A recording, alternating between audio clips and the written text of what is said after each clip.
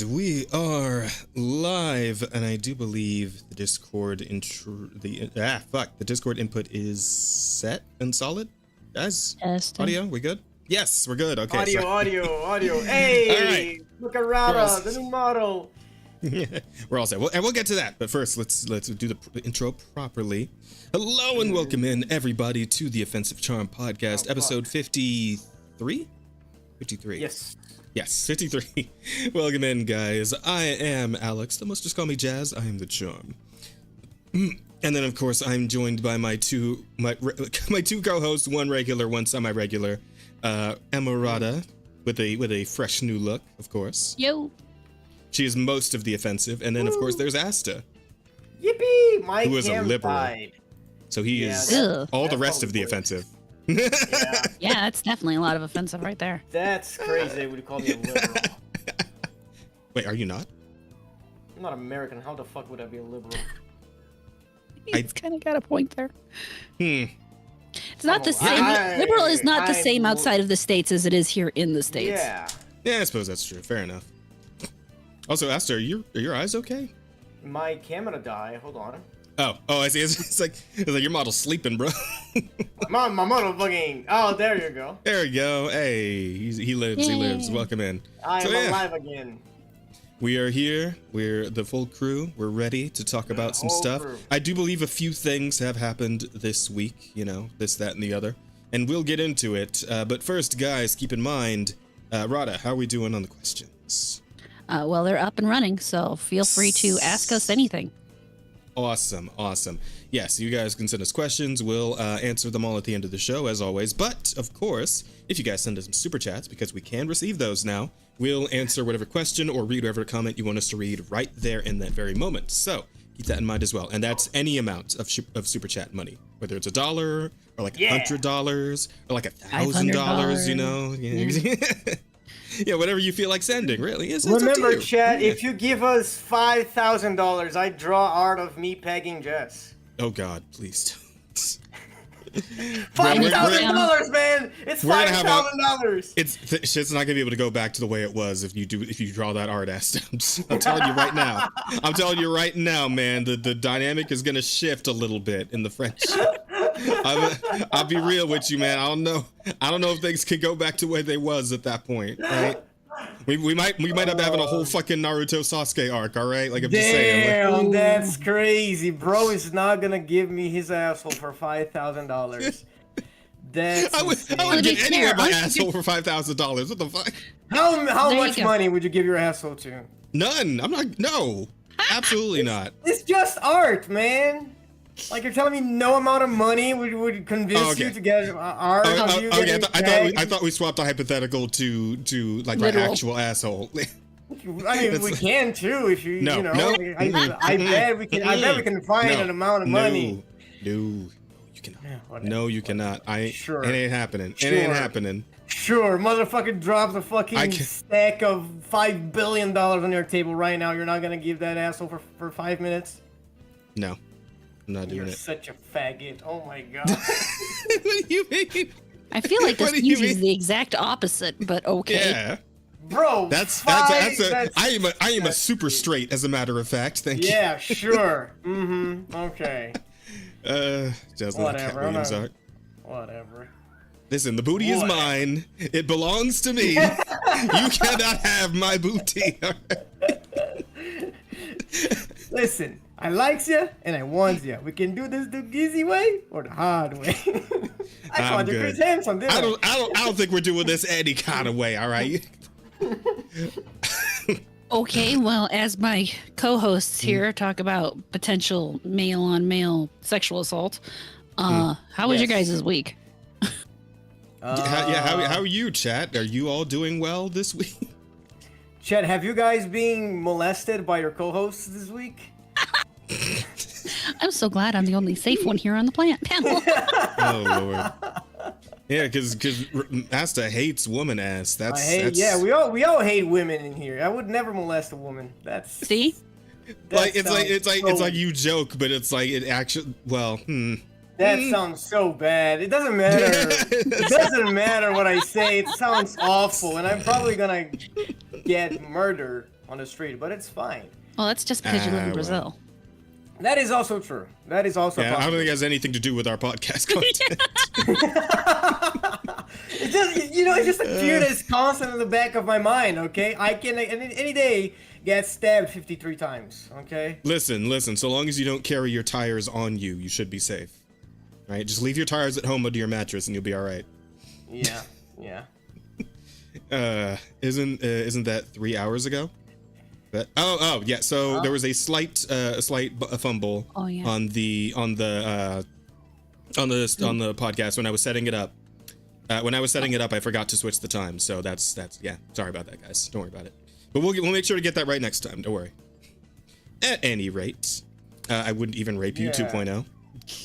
Yeah, that's awful. Never say that, please. I apologize. That's a terrible insult.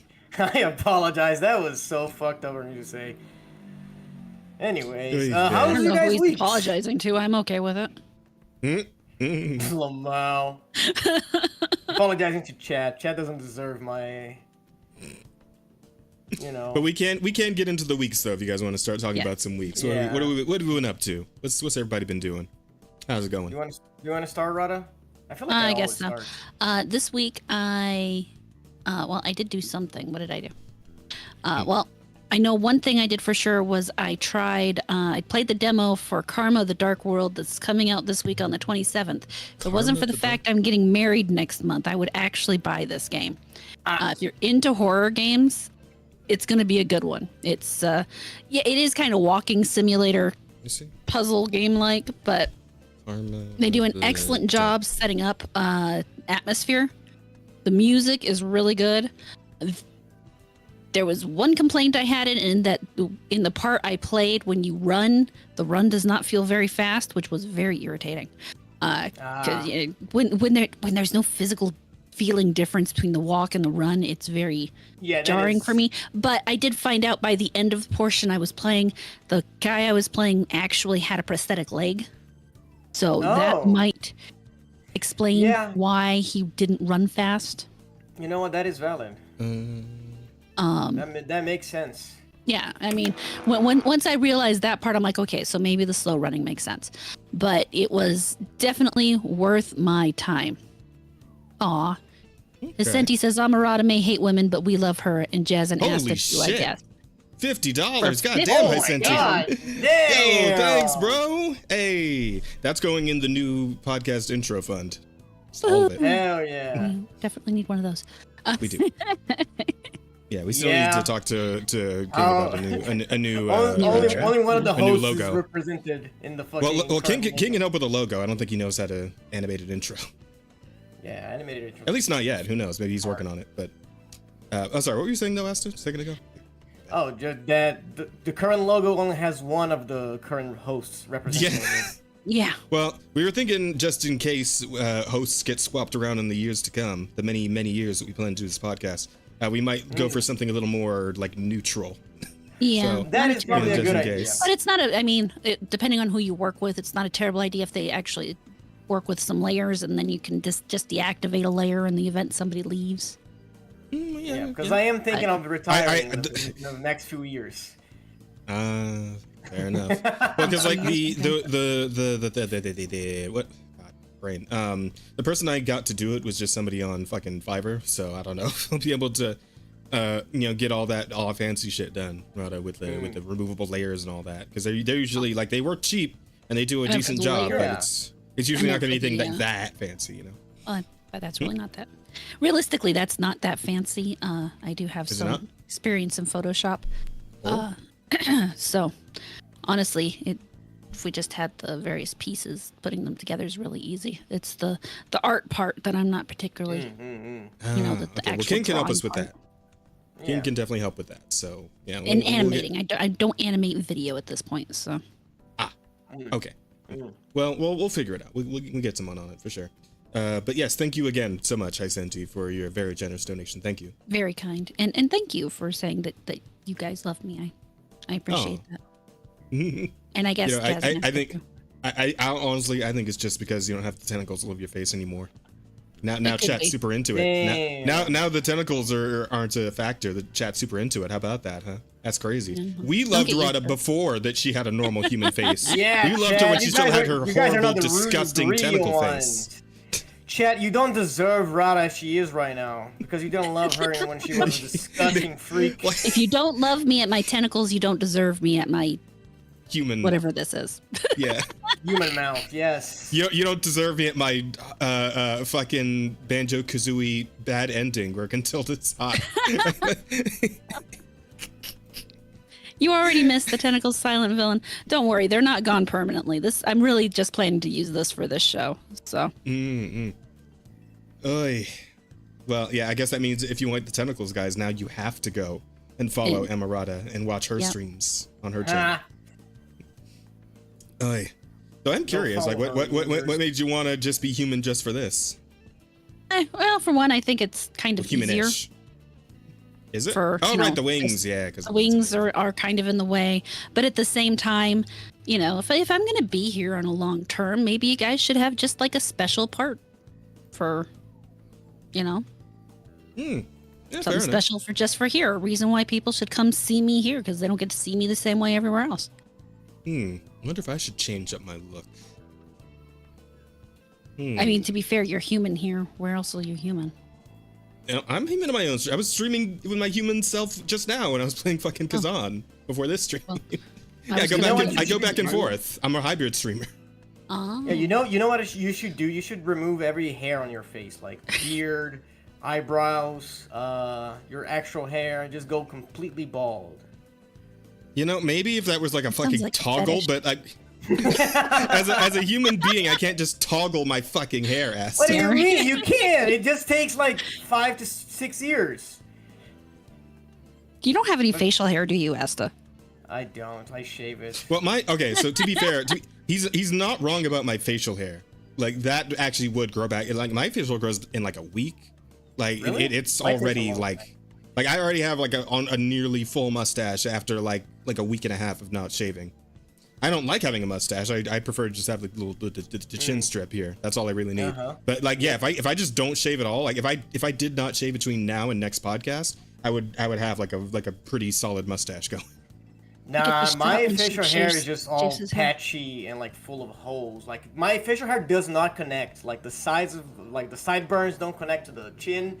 The chin doesn't connect to the mustache. You know, it's a fucking disaster. And I have a neck beard on top of everything. So, No, not the neck beard. You grow hair like my shit. brother. I need to be shaven. I need to be shaven at all times. That fucking reminds me actually, because I meant to go and look up fucking Hanson shaving. Because I saw an ad for it when I was watching the last fucking Shoe on Head video, and yeah, that seems like a pretty good deal. I might have to look into that. Yeah. Non-sponsored fucking ad for Hanson shaving. Ad free. Free but hey, who knows? advertising here. Maybe one day, man. One day. Tell you what, I'll do a proper review of Hanson shaving maybe next week, depending on how long it takes to get it in the mail. But that aside, I completely was not paying attention to any part of this trailer of this game you were talking about. So tell us more about this. What's going on with this? So it's kind of I mean, it's called a walking sim, so obviously, you know, you're basically going around, you're exploring things, you're clicking on things, but it's also a psychological horror. So the entire thing about it is just that you don't know what's real and what's not. Oh, I mean, from the moment you you're enter the game, drugged out. Oh yeah, it's fantastic. It's also it's got some Lovecraftian vibes to it, and Oh yeah, so of course you're in.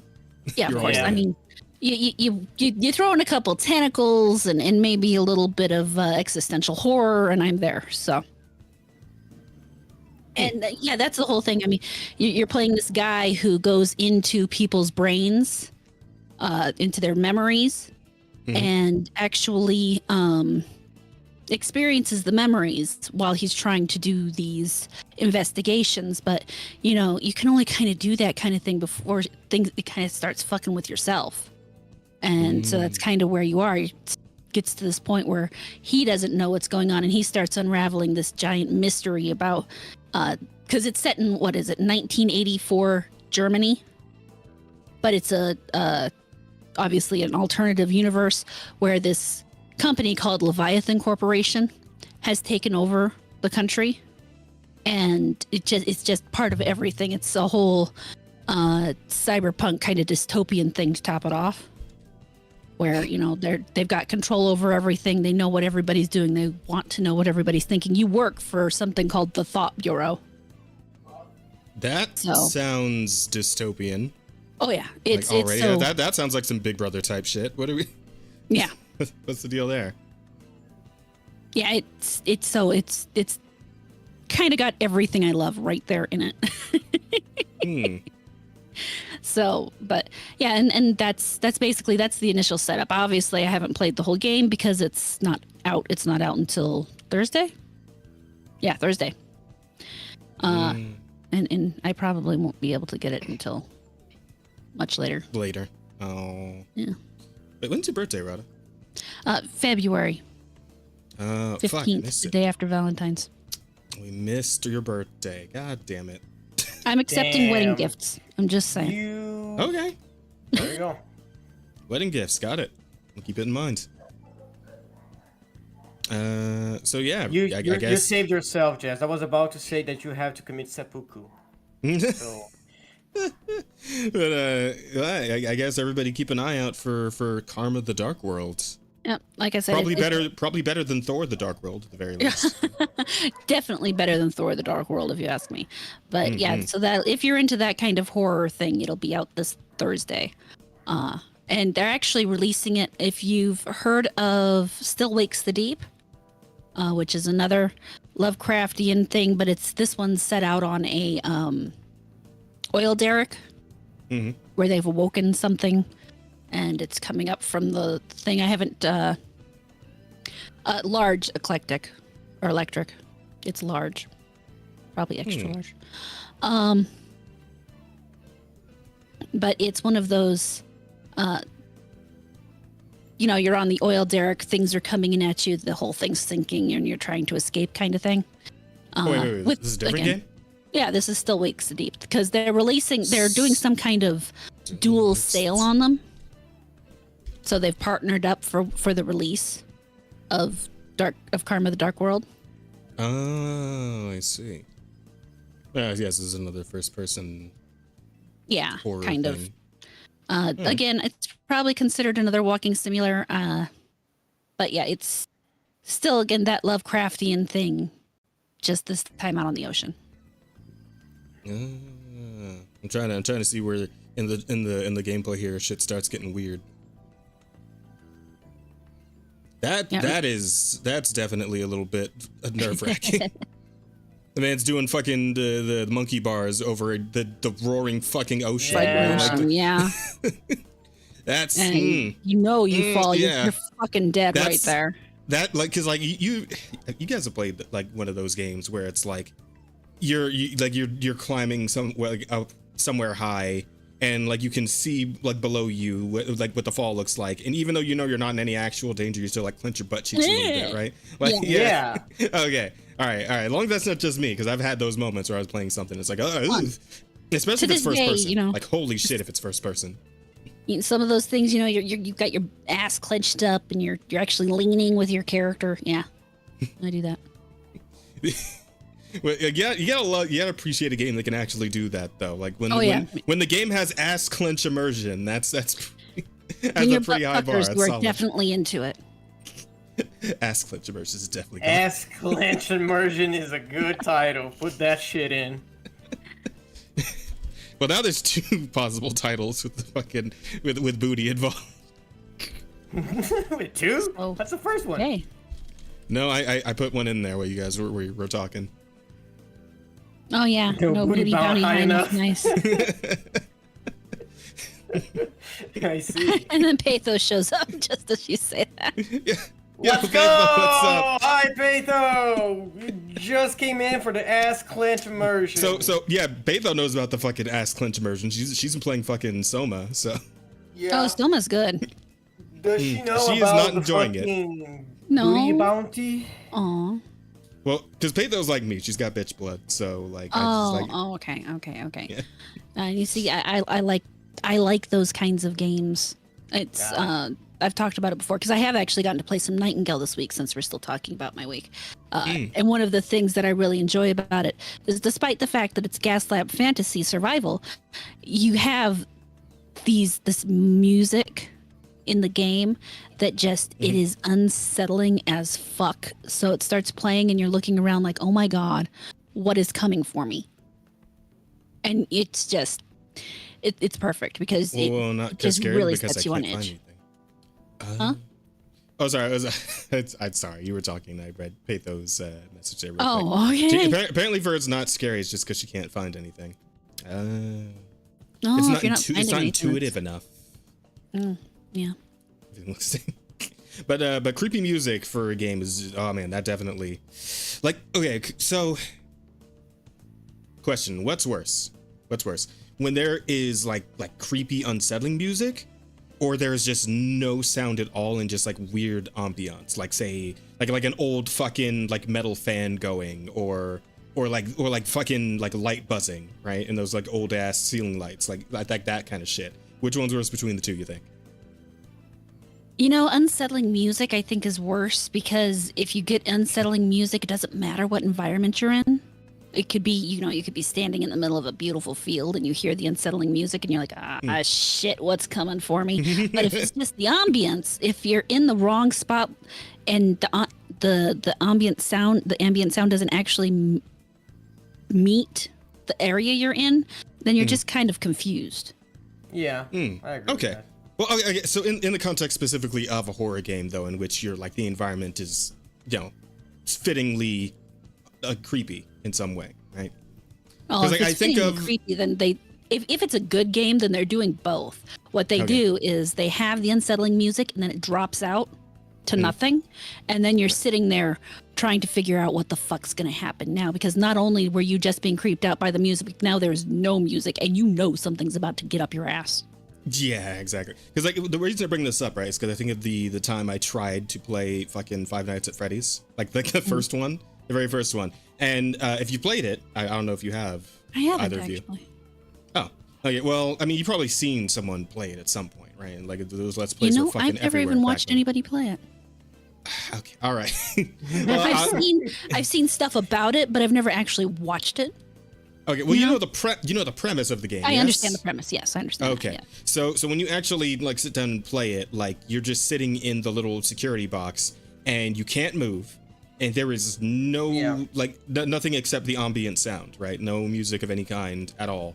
Well, obviously, except for when you're about to get fucking murked with the din, din, Right. din, din, din, din, din, din, din. But like, I realized that I just get like when I'm playing I'm playing a horror game in which like I have some way of retaliating, right? Something like say Resident Evil, that I can handle. Like shit can look horrific, but as long as I have some way of like punching it in the face, I'm good. I can manage. But like if I'm playing a horror game in which there is like no way of fighting back and I can't even fucking move, right? Like I like it's like claustrophobia or something. Like that's what actually gets under my skin with the fucking quickness, right? Because like if I just have no way of fighting at all, it's just like I don't like this. I really don't like this. This is not okay. Have you ever played Layers of Fear? I have not. I'm not into horror games for the most part. Like again, you should do it anyway. I'm sure chat would get a kick out of it. Yeah, but You should recommend it to your chat. You should say, guys, do you want me to play Layers of Fear? Yeah, chat, let's fund that shit. I'm sure they would love that. Tell you what, you guys drop another 500 on the channel, I'll at least attempt, right? I wasn't even able to actually make it. I wasn't even able to actually make it Five Nights at Freddy's because I had like a fucking panic attack, bro. Like that was insane. I was actually freaked out, like proper freaked out during that whole thing. Dead Space It's like isn't that bad. At least you can fight in Dead Space. Well, yeah. Dead Space, I actually do want to play Dead Space because you can fight back in Dead Space. Like the shit in there is horrifying. Yeah, but you can actually do something. You can move. You can fight, and you can struggle. Right, in a game where you're not even allowed to struggle, I'm just like, yep. Oh, also IGN gave your game a 6, Rada. I'm sorry. It seems you're a fan of mid. Wow. for a game place that gives everything a 7. Yeah. You'll excuse me if I'm not heartbroken. All that tells me is they didn't pay them enough to get the 7. I know he is assassinating the Iranian Ayatollah, but he needs to force Jazz to play FNAF. Who? Someone called Artemis? Oh, Artemis. I haven't seen Artemis like in a while, like anywhere. I haven't even seen him on like Arch's streams or anything. I hope he's okay. I didn't hope he didn't get fucking like doged or something. No, if he's assassinating because he's a glowy, so I don't know. Oh, is he a glowy? Okay. Yeah, he may have lost his funding. Ooh, hopefully not.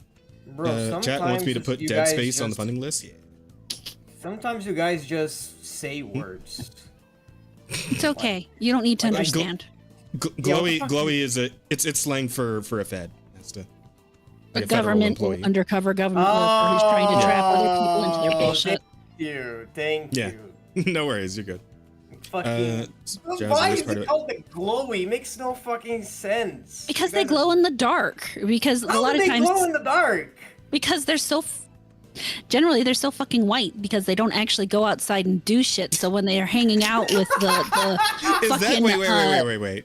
Is that actually the origin of the glow? Yes, that is so extra. That is a part of the origin. The part of the origin is because they're trying to integrate themselves into these militias who are always outside doing shit. So the people they're trying to integrate with have these tans and they're buff and they're always doing this shit. And then you have this scrawny guy with these fellow terrorists. Stupid ass glasses, holding his gun all wrong and. Just has not seen the sun in ages, or worse, he has these sock tan lines on his ankles because he's wearing socks with his sandals. Yeah, it's literally just that they stand out so much. Okay, gotcha. Oh man, origin is from Terry Davis, a literal schizo programmer who made his own operating system by himself.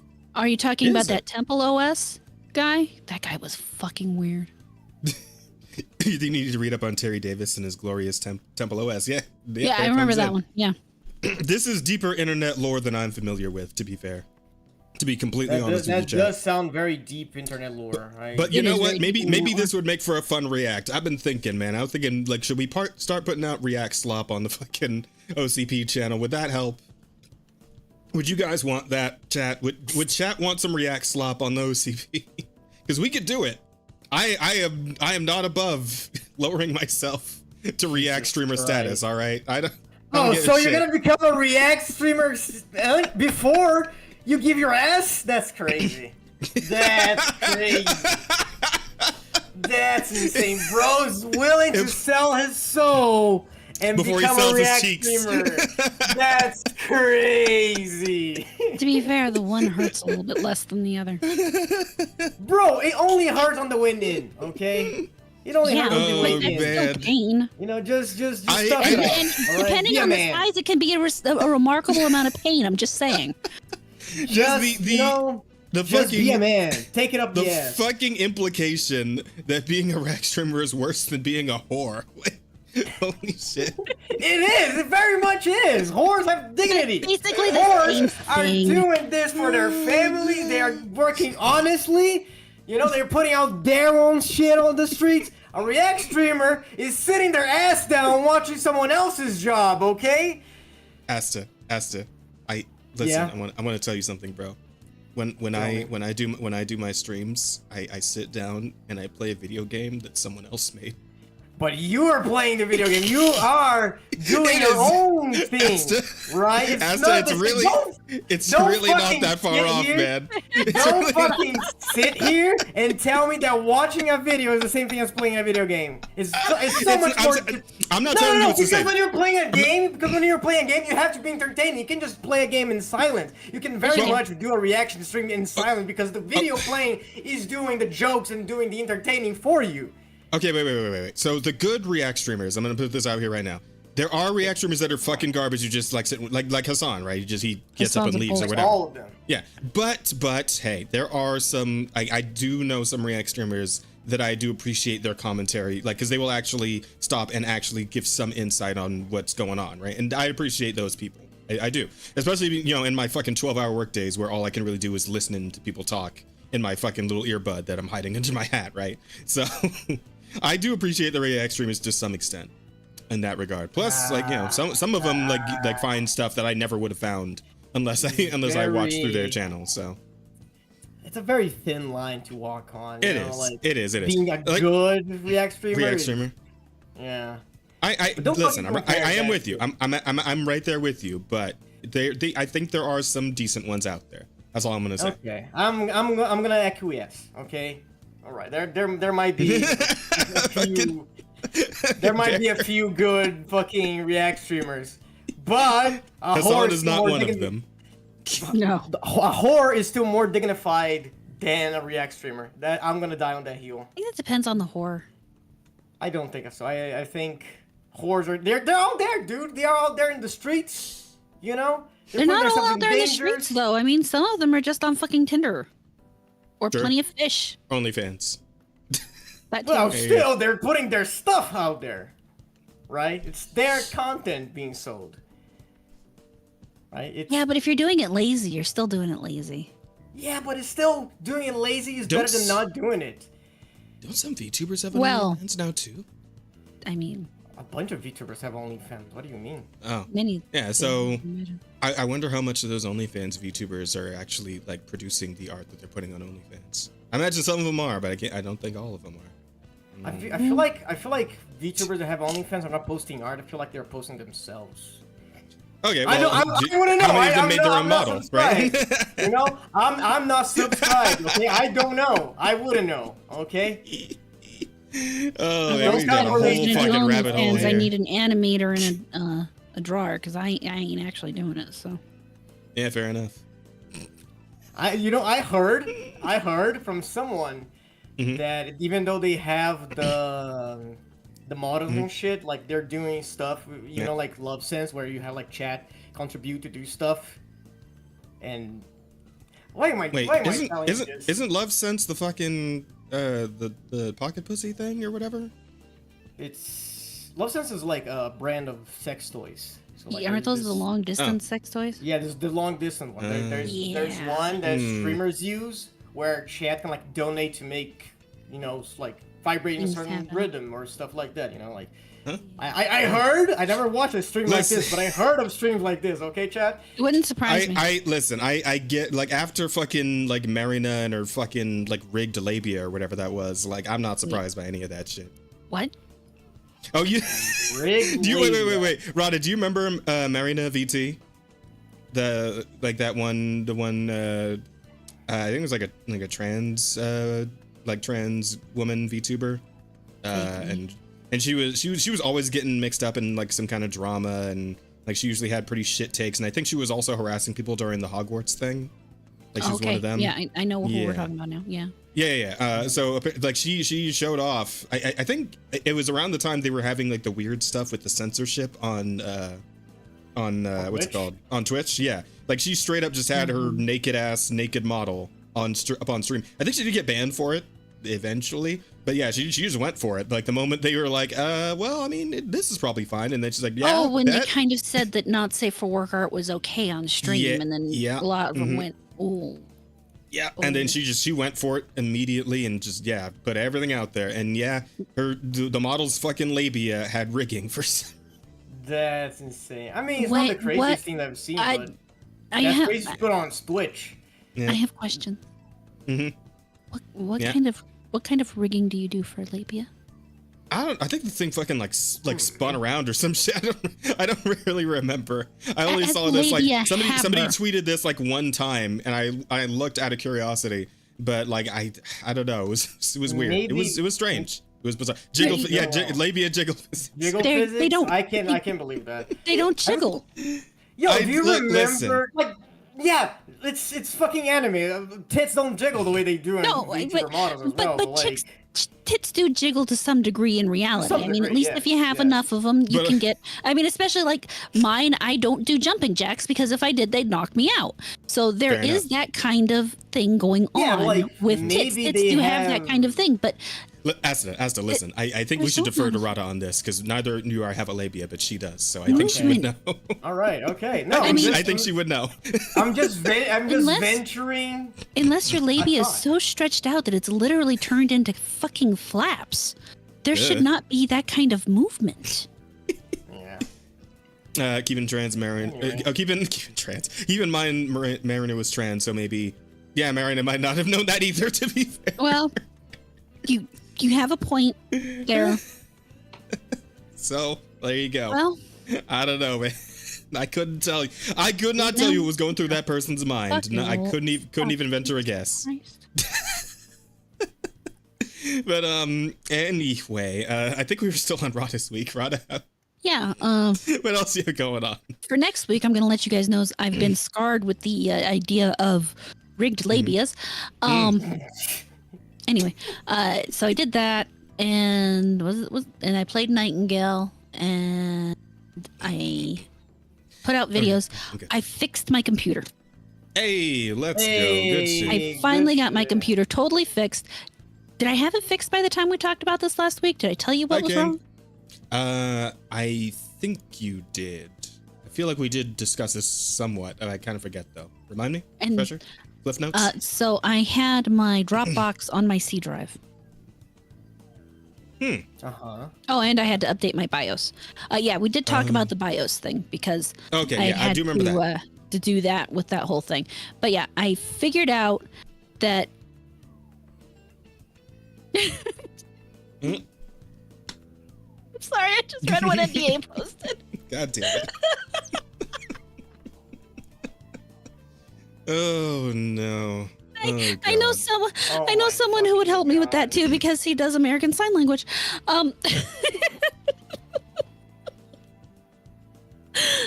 Anyway, I was trying to figure out why why my C drive was so full because I had like 70 gigs out of the terabyte of space on my C drive, and I had my Dropbox going to my C drive, so that was like 600 gigs of space being eaten up by my Dropbox. So I switched to my D drive. Now I have plenty of room on my C drive, and everything else is finally good. My Premiere Pro is running great. I can finally edit videos in a normal way and not have a heart attack every time I hear my fan spin up, and we're in a good place right now. I installed 64. I now have 64 megabytes of RAM in my computer. Very cool. I kind of wish I had 64 megabytes of RAM. Goddamn. Yeah. Very solid. Very good stuff. Did I say megabytes or gigabytes? Megabytes, I think. I meant gigabytes. I'm old. 64 gigabytes. No, you're good. They used to be in megabytes. Now they're in gigabytes. Yeah, they're gigabytes now. Yeah. We got terabytes now, man. Right, you can host terabytes now, but having terabytes is very expensive. Luxury. Yeah. One day though, I'm gonna update the old rig, the old laptop, into the true beast device. One day, but that one day day he'll have a real computer and he'll be a real boy. You know what? That too. I would like a proper desktop, like a separate computer to put into my current ecosystem of streaming. That would be extremely helpful. But that aside, what about wedding updates? Any wedding updates? Wedding updates. I finally talked to my wedding planner. We got basically everything in order. There's like one more question I have to go over with her just because, there's always something that you're not quite sure you have the full idea on. And in this case, it's so obviously I'm not rich. My wedding is costing just about enough. But you want to have a reception or something afterwards. So they had this option where I don't actually have to pay for a full hosting thing. I go in and I basically reserve a bunch of seats in a restaurant and they'll help us out. And we're doing one of those Brazilian restaurants, which I think we've talked about before a little bit. Yeah, the Brazilian steakhouse. Yeah. But yes, oh my God, I'm looking forward to it. Yeah, with the big meat hunks. Oh yeah, with the big giant hunks of meat, and you get 2 hours to eat all that you want. Looking forward to that. Right after my wedding, it'd be fantastic. Especially since the hairdresser wants me to get up at 7 a.m. Very cool. Oh God. Oh my God. Also, I just need to take a moment to point out, man, that's fucking incredible that the models, like the glasses on the model, actually have fucking reflections, reactive reflections when your head moves. Man, that's insane. Fuck everybody who was shitting on Suika. Yeah, this is fantastic because I have glasses on anyway. This is great. That is so this fucking model is insane. That is beautiful. My God, that is incredible attention to detail. $120. The people who went after this girl just have no fucking clue. If I had the money to just straight up pay her to rig, I would fucking do it based on this alone. But again, not rich, and I still paying for a wedding. So, but yeah, I need to figure out if the people who are attending that need to give me their money beforehand so that I can pay them as we make the reservations, or if they just pay for themselves when they get there, or what's going on with that. Because I want to make sure we're doing that right, you know? And I don't want to tell her, well, I need to add 5 people. And then she tells me that she needs, what is, hold on. Let me do the math on that. Because it's $72 a person. So she tells me I need $360 to reserve their seats. And I don't have $360 hanging out of my ass. So yeah, that's fair. Neither do I. I want to make sure that, you know, if I have to do that they've given me the money so that I can pay her right then and not worry about it. But that's kind of where we are with all of that. Oy vey. A lot of fun. Yeah. But, you know, my dress is on its way. It got shipped on Sunday. It should be here hopefully Thursday is what the thing is, which scares me because it's coming from China. So my brain says, how in the fuck is it going to be here by Thursday coming from China? But that's what the thing says. So I'm going to trust it until Thursday gets here. And then if it doesn't arrive on Thursday, I'm going to freak out. And that will be fun. At which point. Fingers crossed. Yeah. Fingers crossed. So the dress, I still have to figure out what the fuck I'm doing with shoes. But I get my hair done the 10th for getting it dyed. And then I ordered some hair things to go in my hair. And yeah, that's basically the long and the short of it. We're all planned up. We should be on track. That's good. Basically ready to go. I was so glad that I was able to do that call with her. So, just to get things, you know, done and not feeling like I'm going to have to freak out because I got all my flowers ordered and all that's done. And now we just got to make sure my mom gets her dress. Right. Cool. Very cool. Glad to hear that everything's on track. Looking forward to all the fun wedding photos and all that. Yeah, it'll be fun. All right. You definitely gotta like slam Sheep's whole fucking face into the cake and then have someone get a picture of it the moment you do. As expensive as that cake is, I'm not sure I'm going to be doing that. Fair enough. Do you have any idea how much these things cost? No, I have no idea. I'm not married. That's actually a very good point. Yeah, oh my god. That is a stupid tradition to waste a bunch of money. Well, and then to top it off, we're having a lemon strawberry cake. Ooh. Oh. So. Yeah, sounds good. I think it's going to be very delicious. And it's like, why waste cake? I mean, I like him enough and everything. Cake? But I also like cake. Gotcha. No face smashing on cake. That is bullshit. Yeah. No, we're having a little cutting cake and then a bunch of cupcakes. Oh, nice. There. Yeah. Okay. Yeah, sounds good. Man, wish I could go. I want some cake. Goddamn. Well, get married to then. Vegas. I guess so. Wouldn't that be nice? Just gotta find someone worthy. Bro, go to Vegas, get drunk, and then the next morning you'll be married. There you go. You can do that in Vegas. Yeah, actually. yeah. That reminds me, I have to fill out my wedding. My fucking the hangover approach. Yeah. Yeah, do the hangover approach. I mean, you're getting up there, man. You're like 31, like fucking. I'm 32. You got. You're 32. You gotta start thinking your options here, man. You know, like if you want to get married, you gotta do it quick. Hey, on the plus side, there's a lot of hot women in Vegas. I can't vouch for how clean or anything they are, but they're there.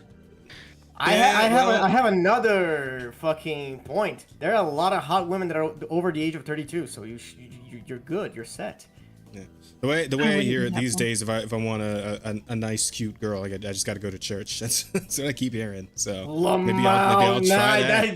You're looking for nah. Well, I mean, I am a Christian, Asta, so it's not like it's that far out of my realm of possibilities here. No, not saying it's out of the realm of possibility. I'm saying church girls are not what you're looking for, unless. I mean, some. He got experience in this one apparently. I wish I could still go to cons, man. I need to find myself a fucking nerd girl. Raised on the church. That's what you need to do is go to a fucking con. Yep, need a nerd girl. But I can't anymore because I fucking work weekends and all the cons happen on weekends. For fuck's sake. Yeah. Don't they most of them start on like Thursday? I feel like most of the ones that I was familiar with usually on like Fridays or Saturdays. And then there is some like Anime Expo might go from like Tuesday through Sunday or some shit, right? That's usually only the bigger cons. So you know what, maybe I'll just like save my I think I'm like a couple of months away. No, a couple of months away from getting having my anniversary and getting my vacation hours. And I believe starting this year I should start getting 180 vacation hours. So nice. Yeah, so I'd have some time if I save them up for some conventions or some special occasion conventions. Then you find the love of your life. There you go. Wouldn't that be nice? You have 108 hours. You have 108 extremely hours. Extremely hot cosplayer with sick abs. Yeah, sure. Yeah. Yeah. Keep yeah. No, that's good for you. Keep your standards very high, very very high. I mean, you're already cleaner and you can smell better than most of the con guys, so. Oh, that is probably true. That is probably very much true. You are very pretty. Oh, thank you. Anyways, anything else? No, yeah. I think that about does my week. Okay. How about you, Asta? What you been up to? My week was very short. I didn't do much. I went to the beach this fucking weekend. It was nice. Cool. I spent the whole time drunk, so there's not a lot of stories. You're telling me you didn't get up to anything weird on the beach while drunk, really? And nothing happened? I mean, you probably did, but I was drunk. Oh, so you don't remember. If I remember, that's a complete different story. You know, because it was very chill. Like I went there, I went with family, so I couldn't get too crazy. So I went there, and then no skinny dipping. No skinny dipping. I didn't even enter the sea. Like it's I was not feeling it. You know, isn't the water kind of nice down there? Like isn't it like it is very nice. Yes, I walked by the water, but I didn't like went for a dive. You know, like it's I remember like going in the water closer to the equator and like being like surprised that it was like bathtub temperature, right? Because shit's cold as fuck up here. Oh hell, even the East Coast is warmer than over there. Yeah, no, the water was nice. I did go for a walk and I dipped my feet in there, but I didn't like dive, you know, cause you know. And then I just sat down on the sand under my little some like the little the shade, you know, and just drank beer all day. And then when it was night, I went back to our like Airbnb, and then I lay down in the hammock, and then I kept drinking until I passed out. Hey, sounds like a pretty good day to me. That was my weekend, and it was a really good day. I had a lot of fun being, you know, passed out. Hey, that's what matters. Yeah, that was my weekend. Other than quite that, restful. Very nice. I didn't watch a lot of stuff because my Crunchyroll fucking like expired, and now I'm too lazy to pay for another month. Oops. So I played a new game. It's an indie game called what's it called? Hold on, let me check. It's a game called 7 Days to End With You. I thought you were about to say 7 Days to Die. I thought so too. It's a very wholesome day. Yeah, but I say it's like, ain't that one kind of old? No, 7. Yeah, it's a point clicker. You know, like you point gotta, click, yeah. It's a game where you wake up with no memories of who you are or where you were, and you don't speak a language that the only person you know speaks. So you gotta figure out what she's saying by like word association.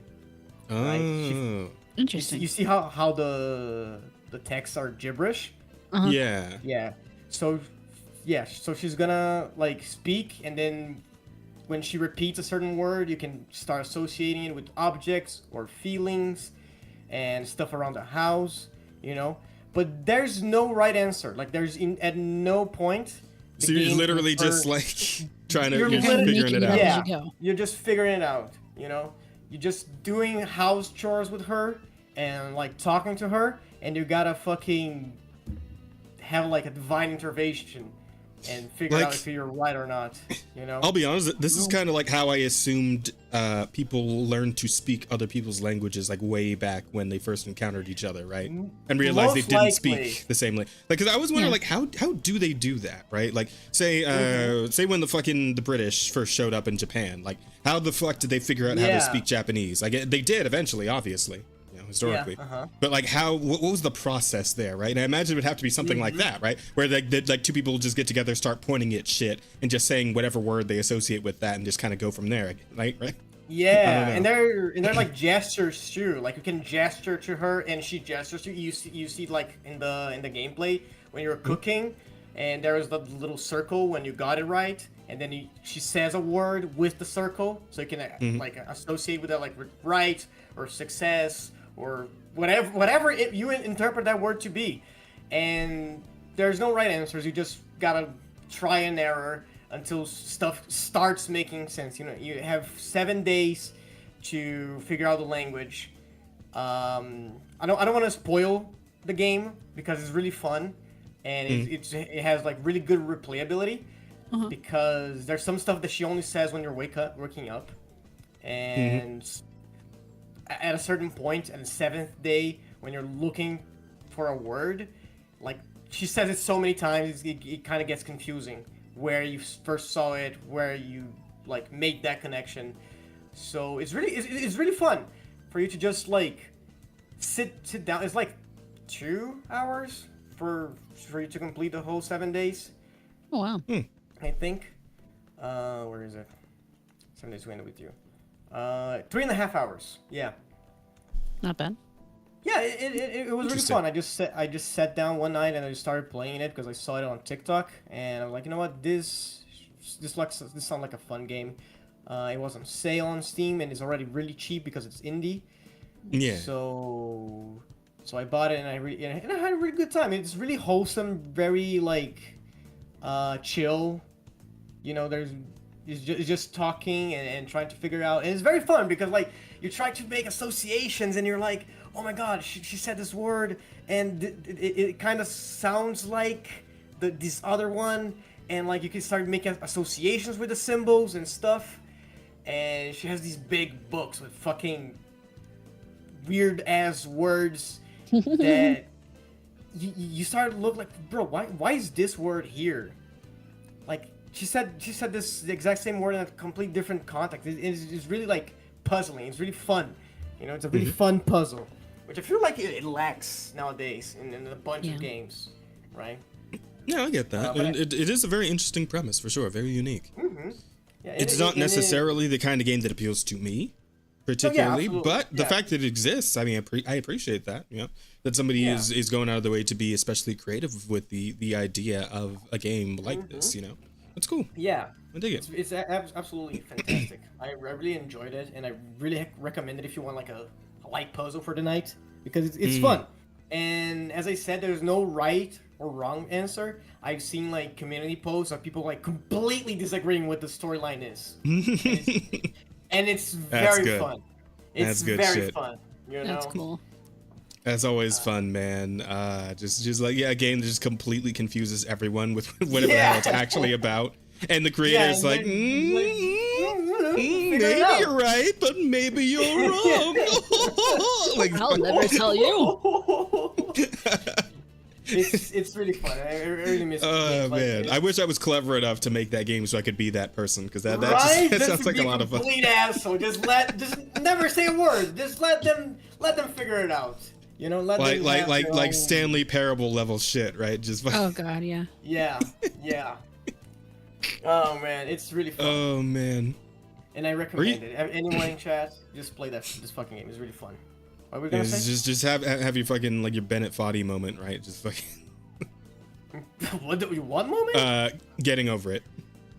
You know that game, right? Yeah. The fucking the rage bait. Yeah. Motherfucker. I got it. Good stuff though. Good stuff. But that's it. Honestly, I didn't watch anything else. Yeah, fair enough. I didn't play anything else other than Fragpunk and Zenless. Well, Yeah, that's I pretty- suppose we that's can get pretty over much to it. me then. Yeah. So what's the I game? played a video game. It's a video game about a man who doesn't have a shirt. And Oh, he yeah. swings a big sword around. And this video game is called Crowned in Steel. Oh, nice. And it is terrible. It is really fucking bad. God, it is awful. This is like I need to just look at this. I'm gonna put the gameplay up while I'm talking about this, but this is not actually a video game. This is like a fucking like somebody learning how to make a video game, and this is like their first attempt, right? Okay. Maybe second attempt. This is fucking Xbox Live Arcade era just nonsense. It's got like the most basic combat. It's got the most basic environment, right? Like, and it's you like the only most have basic one puzzle attack. solving. Yeah, well, here's the thing. There was one thing. I'll give them credit for one thing, right? And it's that the way the like combos work in this is a slightly dynamic system in which you have to do different directional inputs to actually do a combo, right? Oh, okay. like tilting your stick left and then pressing the attack button will swing left, and then you have to tilt the other way quickly to then swing right. You can also like do a back step slash or like a forward like helm splitter kind of attack if you press forward, that sort of shit, right? So that was kind of interesting, but everything else about the game is like the most like bare bones, bog standard, just barely a video game kind of shit, right? So I can't really say much about it because there really isn't much to it, right? Oh, there you go. He did a combo. Yeah. Oh, that was kind of cool. He split that guy in half. Yeah, but I mean, and it's like, yeah, I appreciate the ragdoll physics and the ability to like cleave enemies in two, but I mean, other than that, they're just, like, it's something you gotta like, you feel it for yourself. Like if you actually sit down and play it, which it is free, you could try it, Asta. You could do it. Okay. But yeah, you get the feeling. It's like it's very stiff. It's very weird feeling. A proper Soulsborne, this is not. Right? Okay. All right. And like the enemies are really doesn't look like a Soulsborne.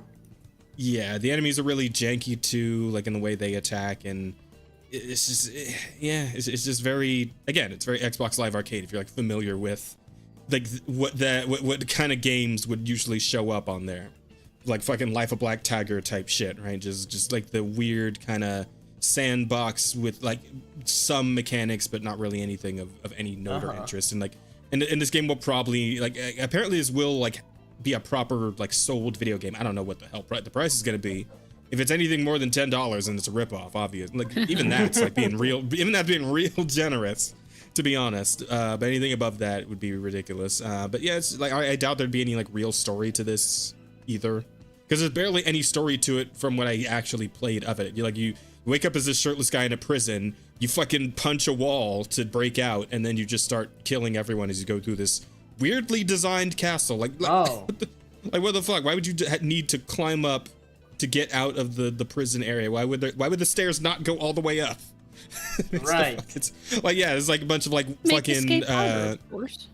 It's a bunch of like Unreal Engine assets just kind of slapped together kind of deal. Gotcha. Right? That sort of thing. So yeah. Are the guards all zombies or Didn't Morrowind have something similar? Maybe, but I mean Morrowind was when did fucking Morrowind come out? 20 years ago. Yeah, exactly. Exactly. So, and this is a game being made in 2025. So, I don't think it's quite up to standard for what you'd expect of a game made in this era. And I don't even mean the fact that it's like it doesn't even have to be especially graphically impressive, but like your gameplay should be up to a certain point, right? Yeah, look how it's just how like as jank as that looked, it felt even worse in game. Because I essentially had the same shit happen to me where like three dudes come in all at the same time and they're just kind of like going at you, and there's not really much you can do to deal with it at that point. Gotcha. Can't really do anything. Yeah, so it's not much of anything. I mean, props to whoever made it, for trying. Everybody's got to start somewhere. Yeah, like visually, it doesn't look too terrible. Like I've seen worse, right? Yeah, but like look at this gameplay. Yeah. No, the gameplay sucks. Like you see it as just like he did a combo once, and now he's just doing the same shit over and over again. Yeah, because I don't think he actually looked at the tutorial where it tells you that you got to like put in different directional inputs to actually properly do combos. Yeah. But here's the thing, like even then, it's like he doesn't really even need it, right? Just spam the same attack over and over, Yeah, and he it seems just to get the spam job it, done and anyway. So yeah. so fuck it, I guess. And, Like the yeah. even has like a perfect parry system to some extent, right? There's actually like a perfect timing block will do like a parry that like kind of fucks up the enemy's poise a little bit. But like honestly, yeah, you could just do this, and it's like you don't even need to bother with why even bother with the mechanics if you can just play whack-a-mole with these fucks. Yeah, right? Like, if you're not in like, if the game doesn't incentivize you to play it right, like why would you? I just choose it. But it feels poor. It feels. I believe you. I believe you. Very like, poor.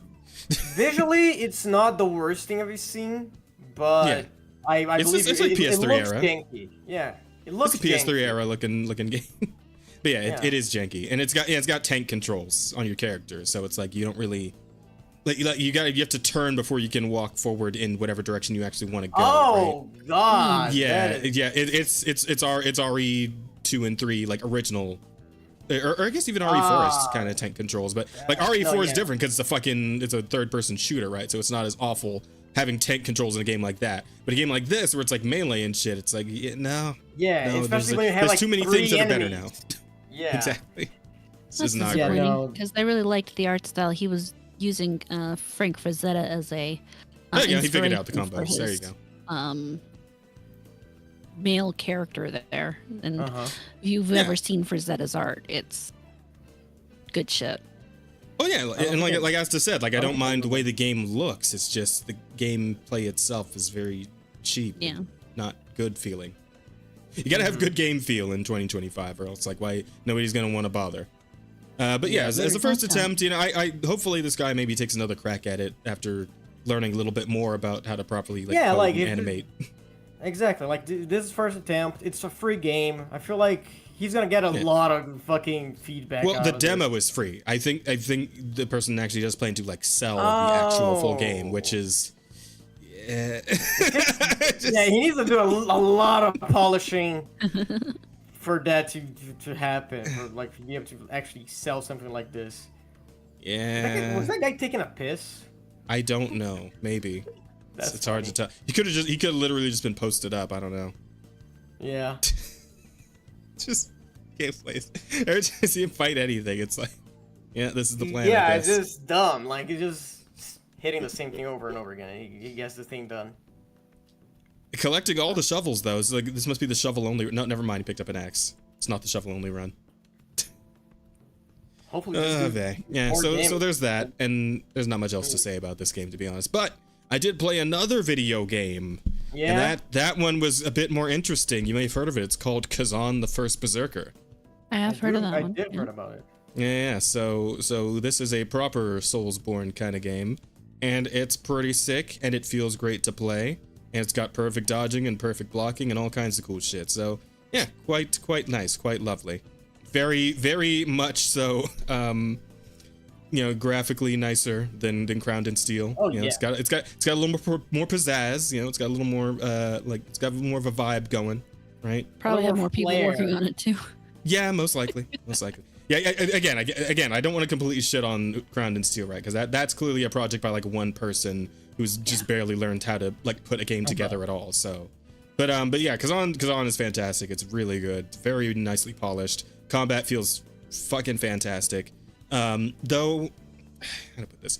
It does do that thing that like these kind of games are like have been doing more and more, where it's like you know how when you have a game that has a certain mechanic and a certain way of being played, and it's like in order to keep it interesting for the audience, you kind of need to like build on that and like kind of like gradually increase the challenge of something like that.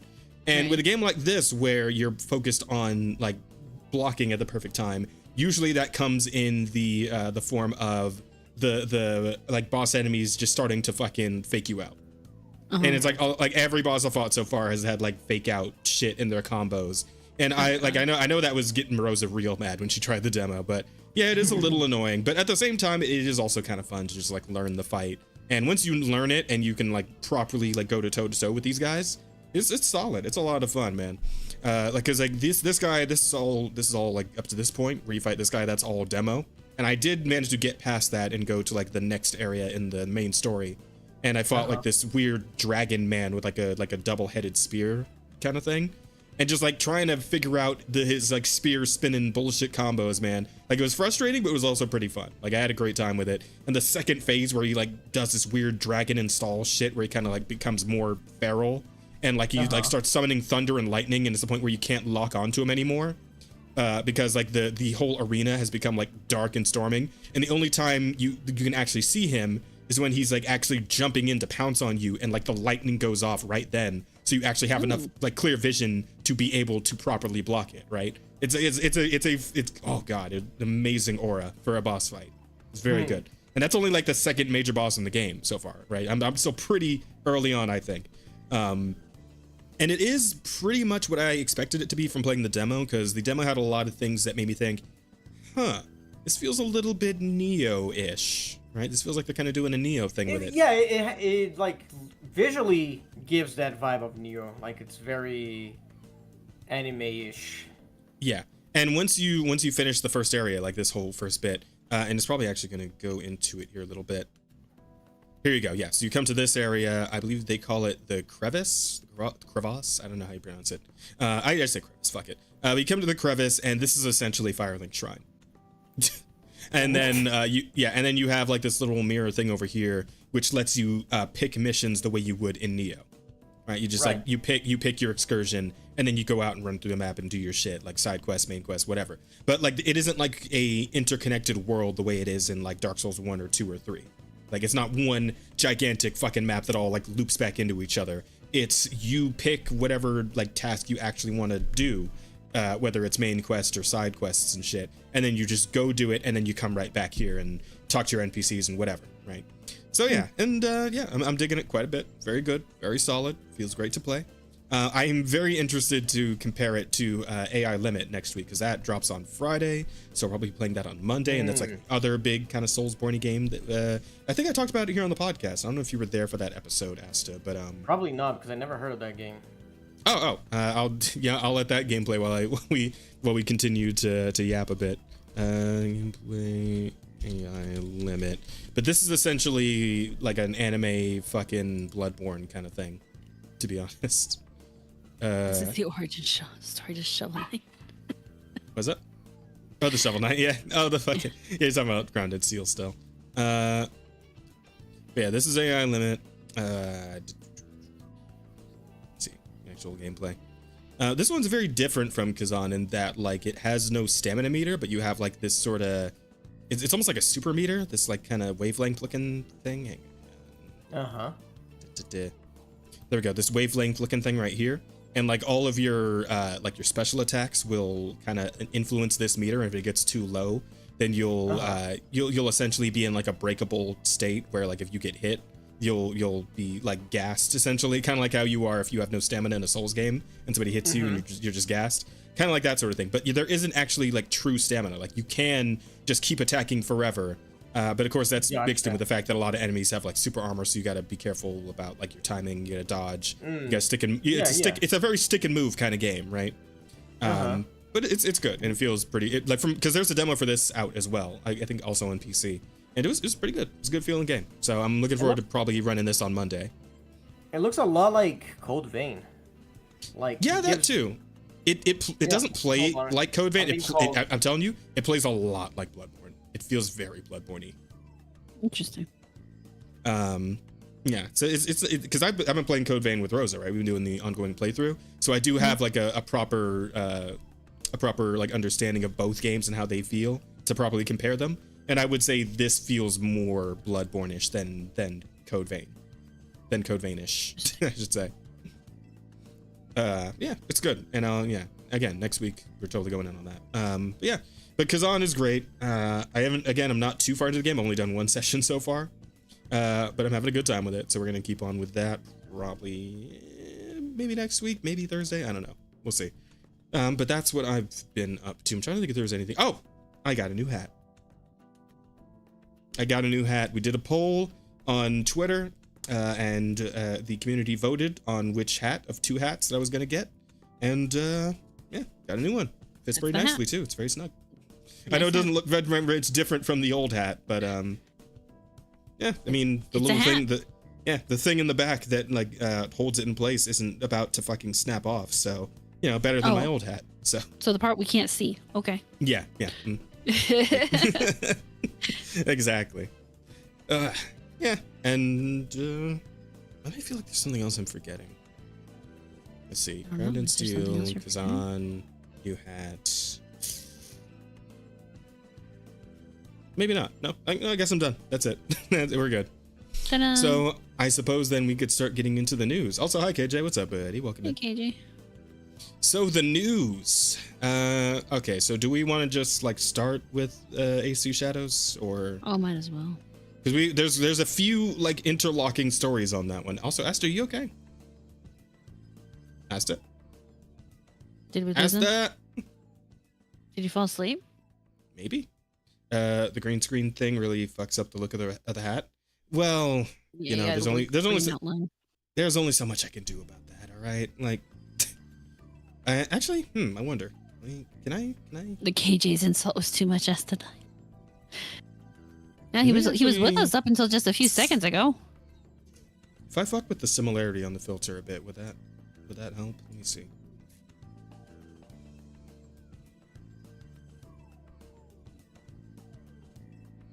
Yeah. You know what? Kinda. It's a little better. Though I could also just disappear. Ooh, Ooh. he's gone. Okay, hang on. If I can just get this like just right.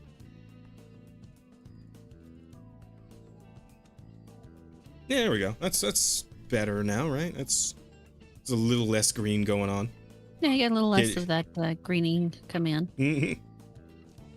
Don't to ask us questions. We'll answer your questions at the end of the stream. Oh, don't forget. Forgot one of the. I'm having a day. Seriously. You're all right, Rado. You're all right. Priscilla's claimed him. I'll steal a tire in his honor. There he is. Hey, Asta. Welcome back, buddy. I'm sorry.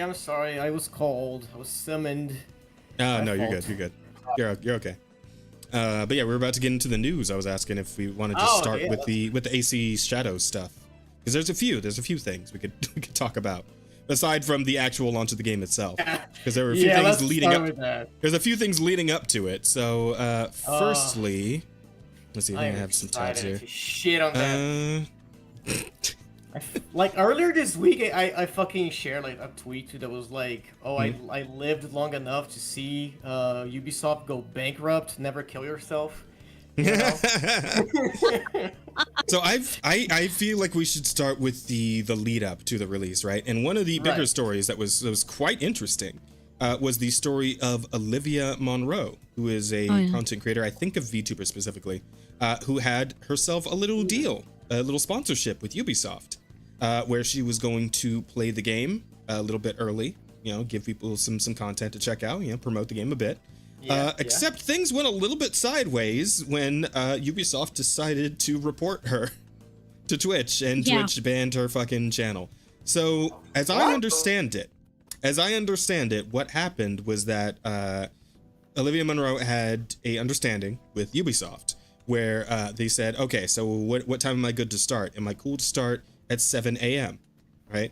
And apparently they got back to her, said, well, that was fine, that was cool, right? So she starts at 7 a.m. And then apparently some wires got mixed up at Ubisoft where I guess somebody was supposed to say 7 p.m. or misread 7 a.m. as 7 p.m. So they thought that she was going to be starting at 7 p.m. And because of that, they fucking reported her because they thought that she was streaming it too early, when of course she was just like, I guess going through the emails or whatever, she definitely explicitly said 7 a.m. and somebody signed off on that. But then they fucked up and got mixed around with 7 p.m. So the dick move about that is, why didn't they just try to contact her and say, hey, you started a little early, instead of just going straight to Twitch? Because they fucking suck. Because Ubisoft is a shitty fucking company that needs to be torn down to the ground. I hope they go bankrupt after this. God, how they suck. Hey, Asta, you can't be saying all that bad stuff about Ubisoft, okay? You can't be mean to Ubisoft, all right? Because if you do, it's a billion-dollar company. They're gonna lawyer up and they're gonna sue you, Asta. They're gonna come take your tires. Wait, actually, we talked about this one. No, my tires. I think. Wait, we actually talked about this one last time, right? I think we did, because this came up like earlier. Yeah, we talked about that. We did. Oh, okay, yeah. I don't know why I still had that in the lineup, but yeah. So between that and this, it was an interesting lead up to the actual game's release, and then it did release, and people got their hands on the romance options for the game. Oh God. Yeah. And here's the thing, right? Because like, I feel like there was a little bit of disingenuousness on the side of the anti-Ubisofters, right? Which I suppose we're still mostly on. I feel like we're a little more objective, but there's some people who are deep in those trenches, right? And they're posting clips about Naue and her romance, which specifically they were posting clips of the lesbian romance, which, while extremely cringe because the facial animation and the dialogue is awful. God, it's so bad. Reminds me of smashing two Barbie dolls together when I was 8. Yeah. It's honestly, not great. But so ass. if I may say, I don't actually care that she has a lesbian romance. I just care that it looks awful. And as a matter of fact, she actually has, because each of them have 3 romances, and the other 2 are dudes. So I mean, yeah, she's still mostly straight, I guess. I don't know. They're both bisexual. So. Yeah, bisexual is the right term. Yeah. Okay, let's not get into that part. Yeah, fair. I love how the options were gay samurai love or defiled royal family. Yeah, that's the real thing, right? Is Yasuke's was a little more interesting. 'Cause for one, there is a character in 1600s Japan who apparently identifies as non-binary, getting a little bit of a Dragon Age the Veilguard Tosh vibe from that, but is what it is, and that's one of Yasuke's romance options, and that also is extremely cringe. If you saw the cutscene of that interaction, it's not great, and like I just love the face Yasuke. Hey, I gotta bring it out. We gotta find it because the face Yasuke makes is fucking incredible. It's so good. Hang on. Honestly, I only saw like 2 scenes. One was the 2 girls just sliding bodies together on the ground, fully clothed. Yeah. The other one was Yasuke just talking to this girl in the very monotone, very non-romantic scenario, and just somehow that's the ending. Yeah, that's the cutscene that I saw. This one? No, the one above that one. This one was so ass. Like, yeah, we'll get into that. I would say that for last, but I believe this is the one with Ibuki is the name of the character. And here, let's look well. They them. Like you're settled into life here. I must say it is lovely. Rustic sort of. So this is the non-binary but clearly male character. And let's see. I want to get to the actual cutscene that has like the crazy shit. The face. The way their eyes look, like all characters, is so weird. I swear, very strange. I swear the facial graphics were better on the PS3. Yeah, I don't know, man. Like, cause I remember old Assassin's Creed games, and like it didn't look quite so like uncanny, right? Like. Right. Well, I'm just talking not necessarily Assassin's Creed specifically, but in general, the graphics they seemed like they were better. It's just his face, like the way his cheeks is so bizarre. I hope you aren't easily chilled. Did you mean to not do sound? No. I turned down so we could hear us over the audio. Maybe. Like, I don't hear any audio at all. Oh, do you hear it now? Oh wait, hold on. That might be my fault. Oh. Bro, he's just staring. What is he staring forward for? Wait, there it is. What the fuck? That is such a memeable face. That is such a memeable face. That's why it's everywhere. It's fucking everywhere. He's not even looking at them. Like, where are you looking at, bro? He's looking at us. He's looking at us. What the fuck? Oh, God. Yeah.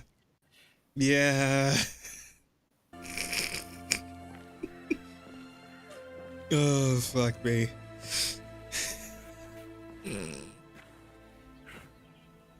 What the hell was it? Was he just like snorted him? What? I feel like they just grabbed his balls. Like, that was just like Kissing animation is My so. I mean, balls. it doesn't matter if it's male and male or male and female or male and whatever the fuck that is. It just This looks so is- wrong. It's It's not. Oh my great. God. It's so- quite it's- bad. It's not romantic. It's fucking hilariously bad. Yeah. So, and then of course we have the Oichi romance, which is the one straight romance that Yasuke has. But as a matter of fact, Oichi is of course Oda Oichi, right? She is Nobunaga's sister, which means she's equatable to a princess, pretty much. Well, And somehow Yeah. Yasuke got in there, and also married. So wait, what? Married her?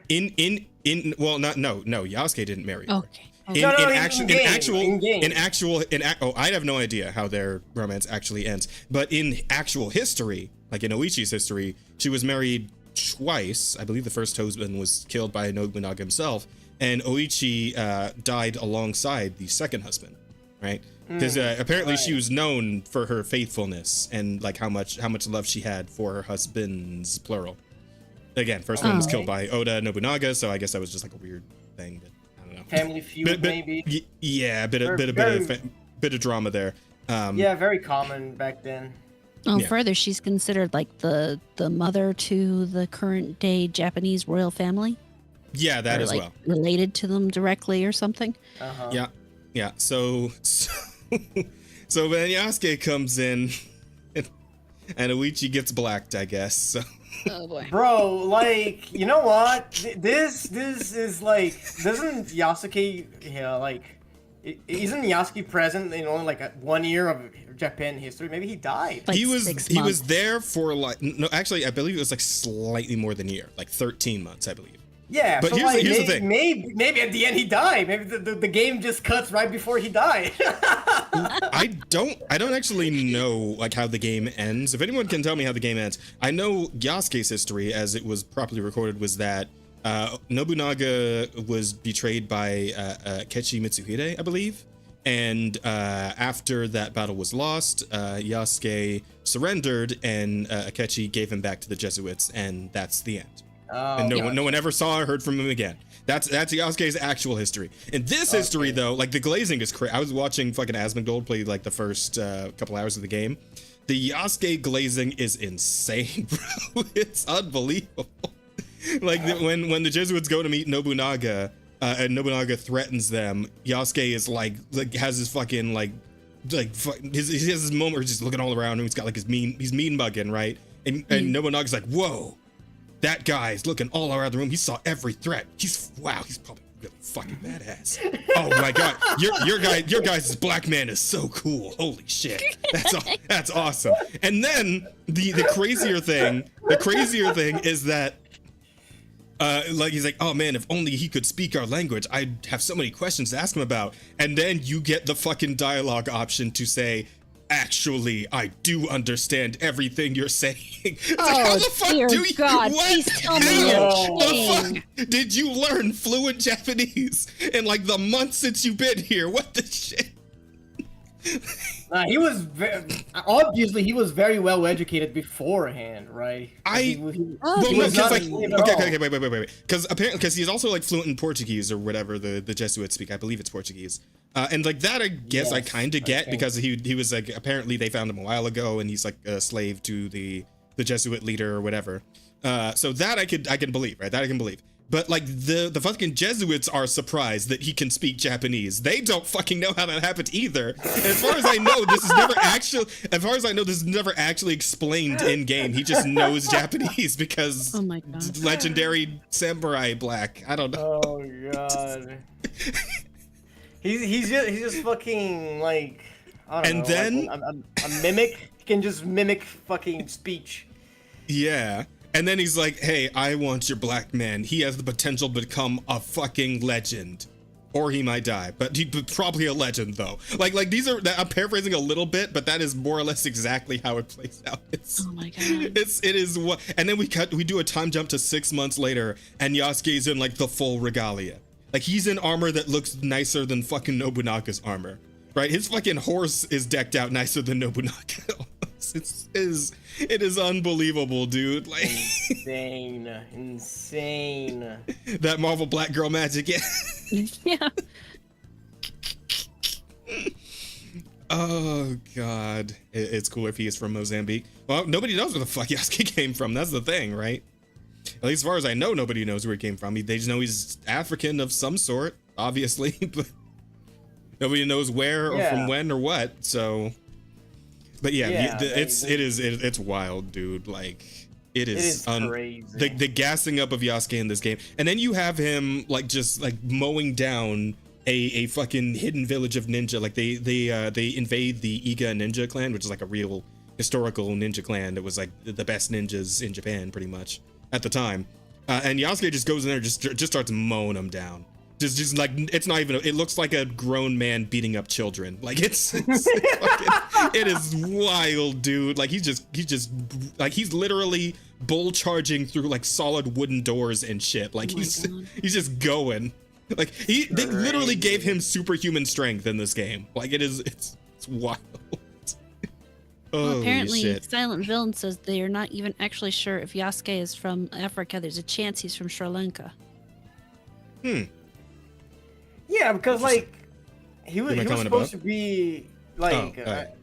I mean, realistically, like he was supposed to be a slave, right? Like there's no way people kept track of where he was from or anything like that. Like if he didn't know, if he didn't say anything about it, there's no way no one would ever know. I mean, since we don't even have a picture, there's a good chance he was just a really dark-skinned Indian too. Yep. Yeah, like there's no actual like evidence of where he came from, right? So like all they can do is make suppositions about it. Essentially, right? And that's kind of what it's really weird that it would go like out of their way to be like, actually he's fluent Japanese, like even though no one taught him this. You know, and that's pretty much Thomas Lockley's whole deal, right? That's kind of what he did for 90% of his fucking book. Yeah. Just make shit up. So, oh man, it's crazy. And of course there was the there's also been the funny the interactions where apparently I think a little bit of that Outlaws spaghetti code managed to make it in for the enemies. I got a fun little video compilation to show you too. I think you're gonna love it. And Chad's gonna love it too. I remember we did this back when we were talking about Outlaws, but yeah, there's a little bit of that here in Shadows as well. Ooh, I saw a bunch of like the takedowns, how they fucking suck. Oh my god. So the yeah. Oh my god. Hey now. Stop her! I'll take her. Oh yeah, so it took a minute, but they finally got there. Yeah, Okay. I mean, she touched the guy. Like she literally like brushed against him. She's gone.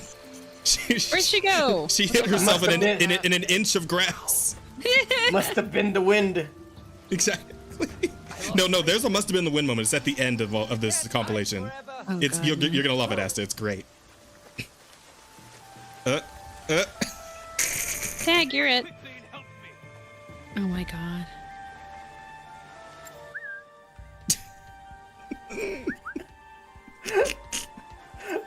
Yeah. What am I hearing? There they go. Come on, come here.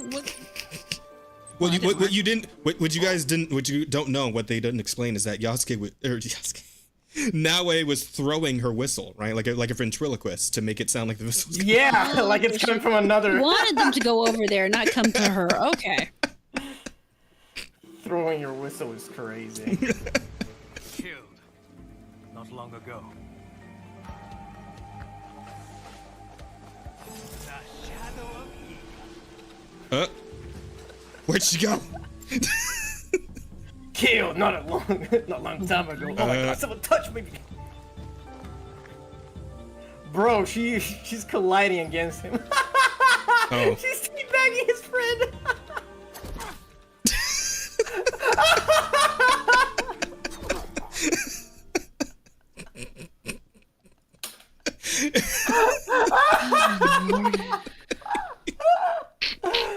Oh my god.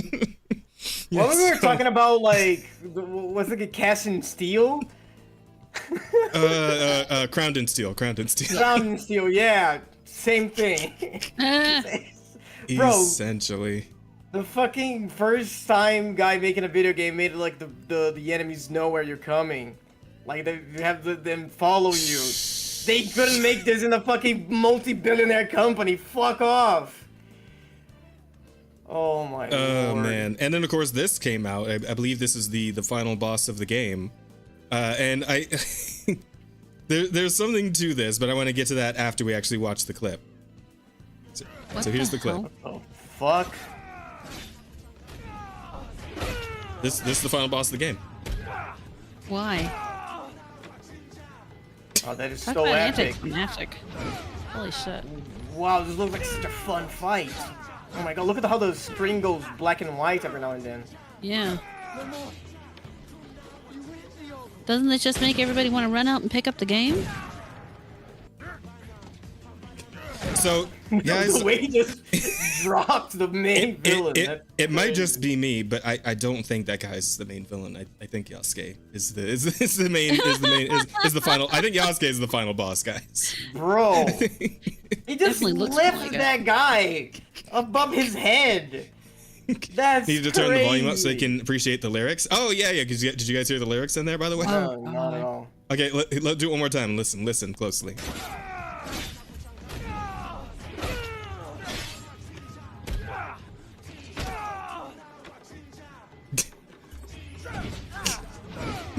What does it sound like you're hearing right now?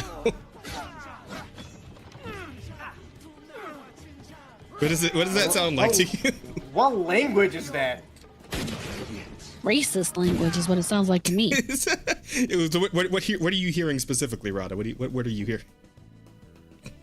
What does it Sound sound like- like he's saying? Chihuahua ching chong. Something like that. I'm like, what? You know what? It does sound like that. So apparently, the lyrics are the BGM lyrics are Chinja Tonawa Chinja, which translates to "We will slaughter them" in Swahili. Oh. Okay, but this my game where God. an African murders en masse the equivalent of kill the boer, kill the farmer. So it's Spanish at best, a statement of intent. But like, here's the thing, right? Because like some people were hearing ching chong, like you were right. Yeah. But I feel like chinja Yeah. also kind of sounds like a slur. Yeah. Does chinja not sound like a slur? Yeah. Like, Thank God. This is so weird, dude. oh fuck! So yeah, there's that, and then of course there's the final punch here. I don't know if I actually linked it, but I believe that the Japanese government actually went ahead and had themselves a little conversation about Assassin's Creed Shadows, which essentially amounted to them decrying the game due to the shrine destroying shit that we saw in that one clip a while back. Oh Right. yeah. I don't remember exactly what the guy said. I don't know if I can find like a clip of it. Let me see. Let's see. Japanese government Assassin's Creed Shadows. Here we go. See if we can get like just a rundown of exactly what the guy said. I'm trying to see if there's like just a clip of exactly what he actually said. Hang on. Maybe this guy. This is really happening. Oh, here we go.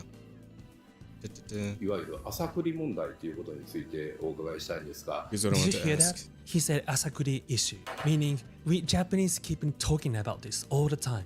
So Asakuri issue, he didn't explain about Asakuri issue, right? Because everyone knows. 明日3月 Tomorrow, March 20th, 発売 there's a 予定 game の set to release フランスの from Ubisoft in 有利 France, ソフトの produced by the company, 株式会社 called 制作の Assassin's Creed ゲーム Shadows. アサシンクリードシャドウ That's what this is about. ついてなんですけど Overseas, 海外 though, で先行プレイ Early の動 gameplay 画が videos YouTube have で already popped up on アップされてお YouTube. りま I して watched それ them, を and here's what I 拝見いたし saw. ますと That video that went to really viral. Yeah, this. So you guys remember seeing this shit a while back, right? Yeah, that made them so upset. I don't blame them. And I was surprised that there's a lot of people who think that's okay. I think most of people doesn't know a shrine and altar, I guess, but a lot of Japanese people feel offended about that video. 板手表図シュラインと実名で And using real 私 names の in my 兵庫 home 県 of Hyogo 姫路市 Prefecture, の Himeji 有馬 City, の国総社板手屋鉄板手表図神社が登 showing 場 up. します。 Right. So they use so they use the real name of the shrine in game, right? The real Yeah, location in that, world. that are real. Okay.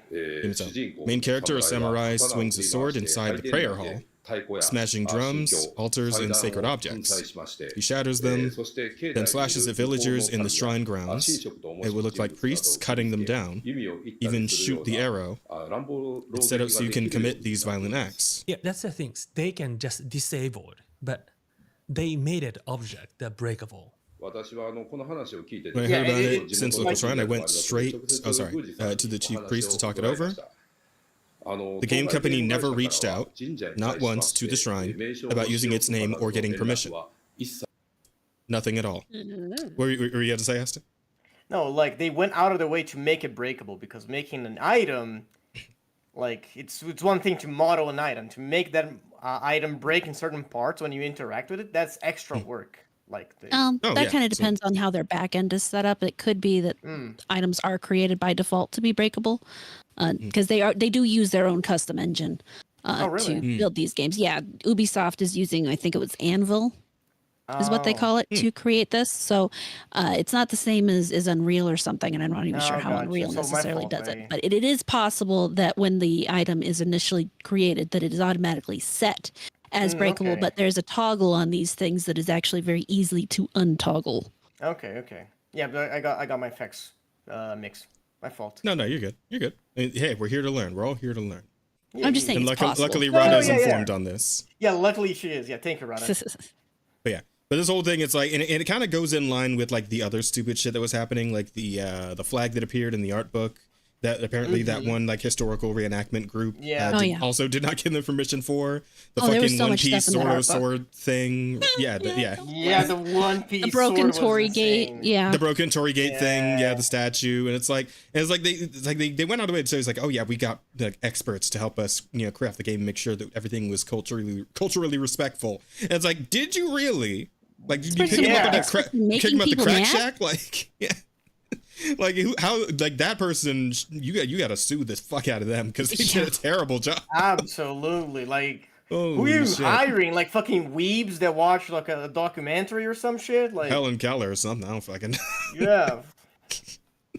Oh god, but yeah. So and they're essentially just at this like the Japanese Parliament, I believe, さえなかったと going in on いうことであり this. ます That's what he The said. diet is 他に what も it's called. 奈良の Oh, 兄弟 it's yeah. On top of that, places like Naruto Anji, ancient burial mounds. まあ Oh, right. Yeah. Sorry, I forgot. There's another part of this where apparently got that. there is a legendary armor or whatever that you can get in game, right? And the way you get it is you go and fucking raid the imperial imperial family's tomb.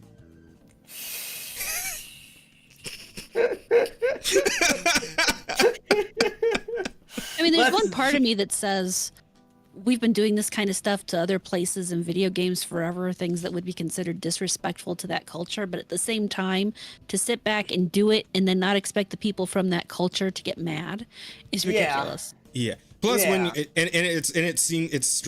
it rings so fucking hypocritical when like this is a company that's talking about how they're so respectful and they've done all Yeah, this exactly. research and this, that, and the other, and right, and it's like and like all these things just keep popping up one after another after another. Like Yeah. any one of these things in isolation, you would probably just brush that aside. It's fine. It is what it is. But the fact that it's so many things all compounding on top of each other, like having a multiplicative effect of bullshit Oh, yeah. that is this game, it's like, yeah, you kind of get it, right? And Yeah, I'm sorry, absolutely. 具体的な映像とか肖像画 images and 無 likenesses 許可で all were 使用 used され without ており permission. ます Yeah, and that's Yeah, a I big feel thing like too, right? Because that's- they, yeah, I feel like that's what's the worst. Like we've been doing these things of like, oh, we raided tombs and sarcophagus and stuff like that, but those are all fake, right? Like I don't Yeah, remember like typically games they that use, like- yeah, like real shrines and real tombs and real like sacred like burial sites for these and all kinds that of shit, yeah. things. And if Effectively, they did, they real stuff. probably at least got into contact with somebody, got some sort of permission, rights, whatever, right? Yeah, But apparently, yeah. what they're saying is that like Ubisoft didn't like contact anybody at any point in Japan for any of this. They like looked it up on WikiHow or whatever the fuck and just put it in the game. Which is extra fucked, right? Yeah, like, or Google even with the fucking Zoro sword bit, right? Yeah, because like I said this before, and I feel like in a game you're supposed to have this kind of liberty. I personally don't see anything wrong with having like the ability to break like sacred shrines or stuff like that, right? Because that's my own personal like view of religion. You guys know I have a certain point of view of religion in itself, but you know, I can very much understand how Japan would be fucking pissed about something like this because they went out of their way to make it like with the real names and be disrespectful, right? Yeah, and this is actually there is another layer to this actually outside of the game itself. Because the like Japanese nation has been having an issue lately with tourism and like tourism pollution, I believe is what they've been calling it. And of course, we all know about the Jolly Somali stuff, and that was kind of like that was only the tip of the iceberg. Because once he did all his stupid bullshit and then just fucked off to a different nation, like a bunch of other nuisance streamers, like a wave of them just started showing up in Japan and causing all kinds of hell. Right? Remember the video of that black dude like dancing around in the fucking train? While everybody, like all the Japanese people look like extremely uncomfortable because he's just like doing like head spins and shit, like while they're like just trying to sit there and ride the train to wherever they're going, right? You got people doing like TikTok dances in the middle of like crowded streets where people are trying to like walk and, you know, get to where they're trying to get, etc. and so on, right? So it's been over and over again. Apparently, I was just informed of this recently. They've also had issues with people doing graffiti on like actual like shrines and torii gates and shit. And like actual like historical and religiously significant locations. And Asa, I know you just said like obviously you feel the way you feel about religion. I can imagine you would not be going to other nations and fucking with their religious sites. No, absolutely not. Absolutely not. So that's a whole other level, right? Yeah, it's a whole other level to be like actually go out of your way to disrespect someone. Yeah. Right. So it's got the entire nation of Japan kind of on edge in general with this sort of shit. So when they see a game like this that's doing stuff like this, some might call it an overreaction, but to them it's like a perfect reaction because it's becoming a fucking problem with people not like being properly respectful when they go to their nation as tourists, as guests in someone else's home, right? So it's all compounding, and that's kind of what's causing this reaction. Well, do we have that story about that one shrine from Ghost of Tsushima that totally closed down? I don't think so. When was this? It just came out a couple days ago. I should have thought to stick it in the thing. That would have been good, yes. But give me the deets. What happened? So it's a shrine from Ghost of Tsushima. It was it wasn't named smartly. The people Sucker Punch didn't call the shrine the same thing in Ghost of Tsushima that it's called in real life. But it is the shrine that it was designed off of. A few years back, there was that tidal wave, and it destroyed the shrine. And because the shrine had been in Ghost of Tsushima, people donated like hundreds of thousands of dollars to get it repaired. So they got it repaired, and then they recently, just like in the last week, said that they are going to close it to tourists and only worshipers and employees are going to be able to go in and in this case, it's specifically, I guess, some Korean people who have been harassing the workers. They actually got into a confrontation with one of the workers. Legal Mindset translated part of it and said that apparently someone literally took a dump on the premises. They've been breaking stuff, all sorts of stuff. Silent Villain apparently just tagged you on Twitter for the story. Oh, okay. Thanks, Villain. So let me grab it real quick because like I wasn't aware that Korea and Japan had like that kind of beef. I know that like China and Japan like hate each other and shit. Yeah, they all hate each other. There were so many wars that happened in like. You have during the war between I want to say Korea and Japan. I don't remember exactly what it was called, but there was a period of time where, and this is actually, we talked about some of the Johnny Somali stuff. Those statues he was harassing were actually statues dedicated to women that the Japanese had taken. The comfort women. Yeah. So that's part of. There is absolutely no love between the Koreans and the Japanese, or basically Yeah. anyone who is not mainland Japan and all that area. They do not like each other at all. Yeah, there's a lot of Yeah, conflict okay. in East Asia. Yeah, I forgot the comfort women thing was Japan. Yeah, okay, fair enough. Fair enough. So yeah, but at the same time, right? It's like I get that, but I still like respect the. I still feel like there should be respect for the nation that you are just like choosing to go to. That is not your own like home turf, right? Like Yeah. I think about it this way, because I actually have a relevant story from when I went to France one time when I was back in high school. So this is a very different world, right? This is 15 years ago or about. So this is a very different world from the one we're in today, right? Back when the French run France, so yeah. Yeah. Yeah, so I went to France for about 3 weeks as part of like a summer study program thing that was like kind of like sort of endorsed by the school, but I mean you still had to kind of get up some of your own money to actually pay for the plane ticket and all that. But yeah, it was part of the school's thing for my French class that I was in. So we went to France for 3 weeks. We had a pretty good time, right? Saw the cool cultural shit. Saw the fucking the Eiffel Tower, the Arc de Triomphe, the Champs-Élysées, the Louvre, right? I saw the fucking Mona Lisa in person. That was pretty cool, et cetera, and so on. Yeah. And then we went to the Palace of Versailles, right? And while we were at the Palace of Versailles, we were taking the tour of it. And this tour actually included going up to the roof and like walk around up there a little bit. And one of my trip mates, I say classmates, because these were kids from like all over the country pretty much. But one of my trip mates decided, hey, I have a marker in my pocket. What if I wrote who so and so was here on the fucking wall of the roof of the fucking Palace of Versailles?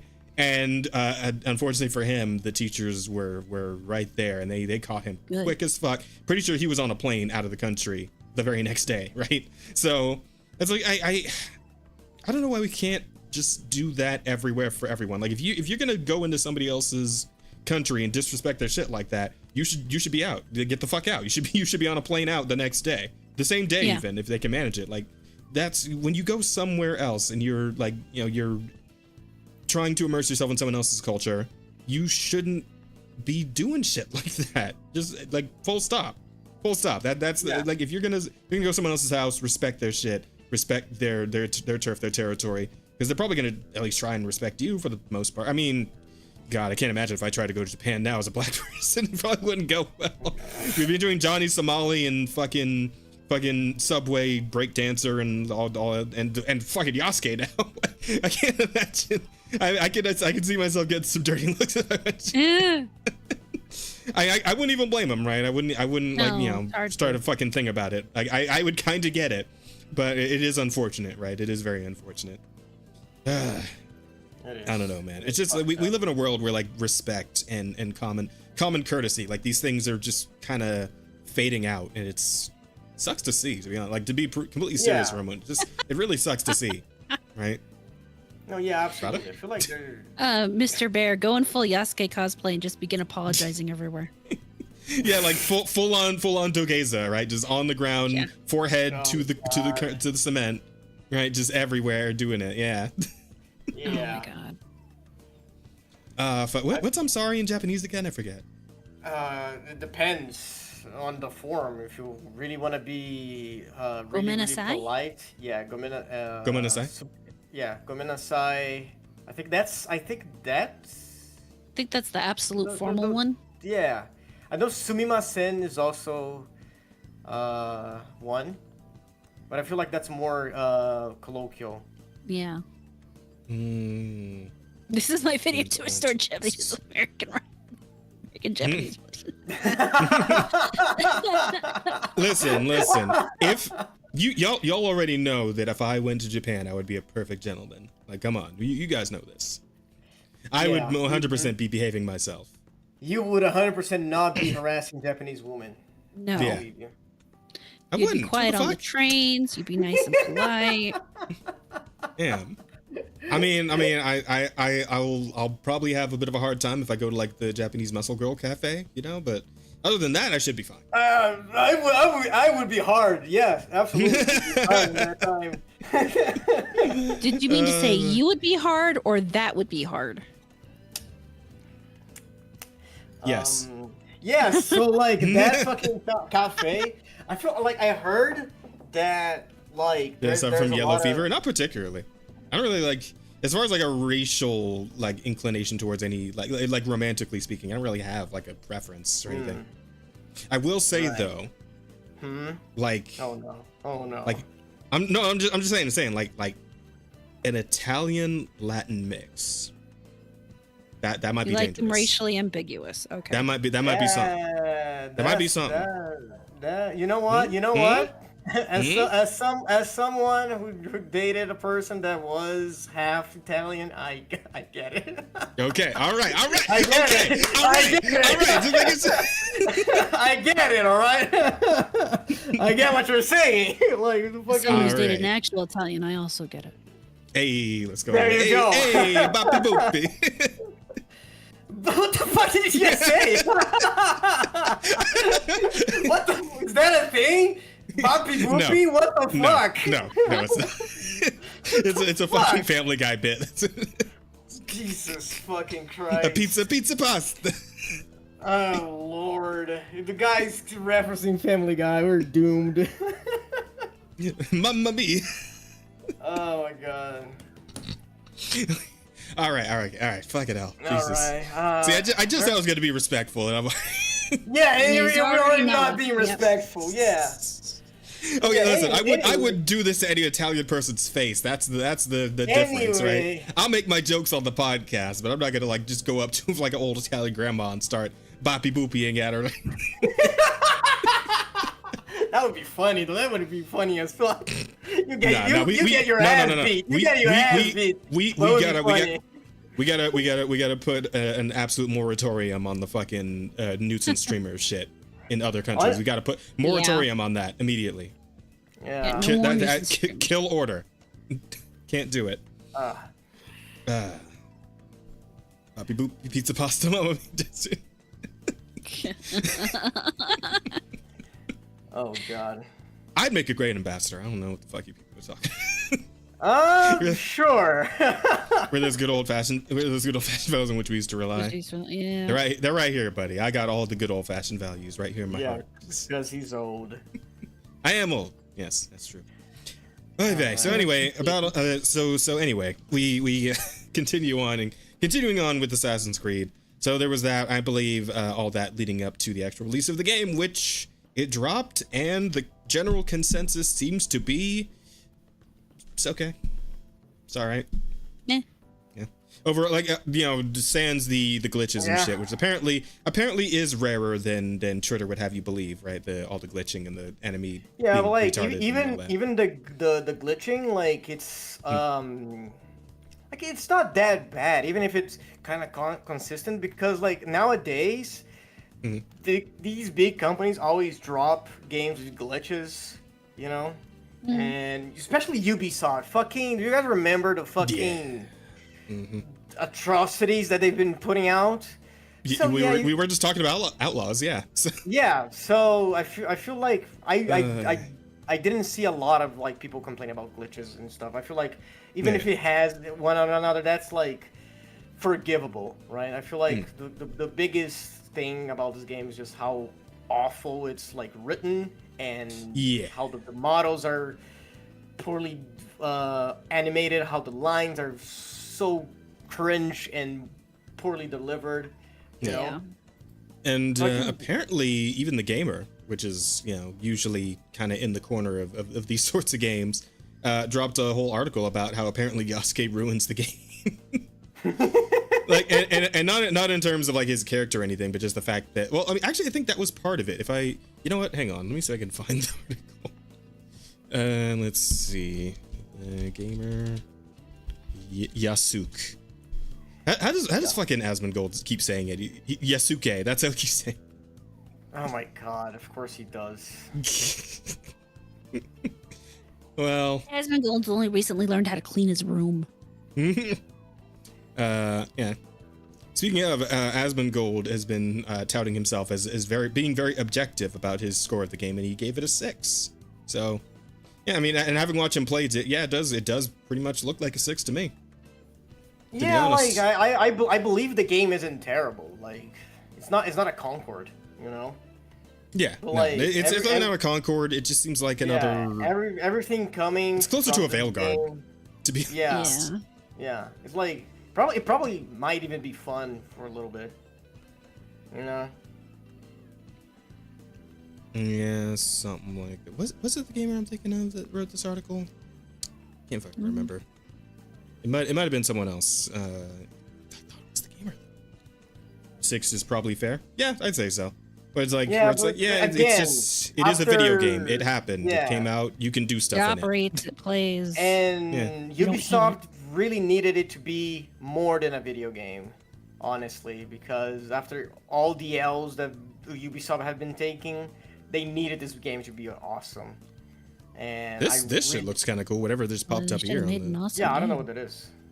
What is it? apparently, this is called Yasuke: A Lost Descendant. It's like an indie title. This looks kind of sick. This looks awesome. Look at this animation. Damn. The combat also Yeah, looks cool. Yeah, it's a Like cool I like character this action. hacking. looking game. Ooh, all right. Yeah, that wait, was hang on. flashy. I'll play this game. Goddamn. This looks awesome. Hell yeah. It's like super sick. Apparently it's in the it's well, you know what, let me open this Steam thing real quick. Put some on my Yeah. What?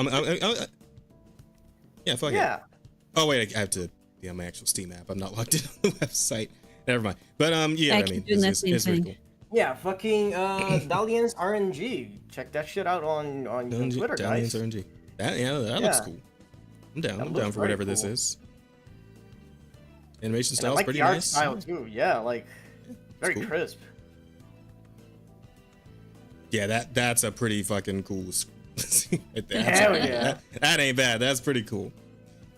You're not mad at that, Uh, Yasuke. That's yeah. how you So, but- find the but, yeah. gems. But yeah, as getting back on topic, as we pretty much said, yeah, it seems like the reception's been just pretty middle of the road. I mean, there's been the Glazers as well. Like we've seen the. Apparently, a lot of outlets did the fucking return to form shit that they were doing for Veilguard again for Shadows. So To be fair, that they're not happened. wrong. Yeah. Yeah. They put out a medium game that was buggy and nobody really liked. It's a total Well, I return mean, to form. for Ubisoft. some people were saying they liked it, and of course we don't say that anybody who liked the game is bad or wrong. You know, you're all allowed to like what you like. You just You know, have that I taste. ain't gonna pay for it. I spent my money on Kazan instead. You know, I'm spending my As- money on as- weddings as- instead. Well, there you go. Fair enough. Very fair. Yeah. So, I don't know, man.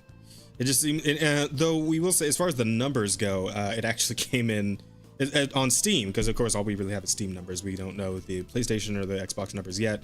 But on Steam, the game came in under Veilguard in terms of most all-time concurrent players. I believe. Actually, if we look up on SteamDB, I think it was hovering around like 60,000 or so, 60. which is hang on, 65, 64, SteamDB 64, I think. Assassin's Creed. Let's have a look here. Downloading more RAM. Yeah, where is it? Where is it? You might have to search for it. Yeah, I guess so. I thought it would be like right at the top, but I don't know. Fuck it.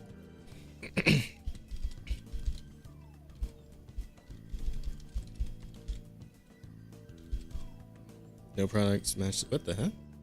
Take off the apostrophe, maybe? Oh, you need to type with shadows at the end. I did, and that's when it started saying no, that doesn't exist. The hell? What? Are you Maybe on it's Steam not DB? on What are you SteamDB? on? I'm on SteamDB. Look, That looks SteamDB.info. The fuck? Go back to Google and Google directly Assassin's Creed Shadows. Yeah, let's try that.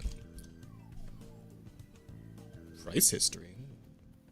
Well, might be able to link to that from that to the actual thing here.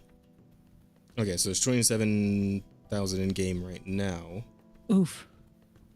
Yeah, Yeah. it's not great for the first week of being out. But where's the overall numbers? 'Cause That's charts.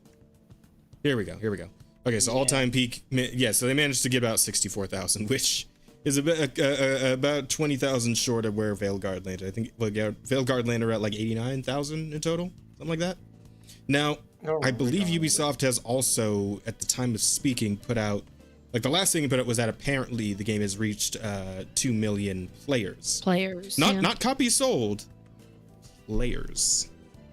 Right. I'll be honest, a lot of Roddy, you disappeared. People, did I disappear? You disappeared. You having internet Why did I issues? disappear? I don't know. But you're gone.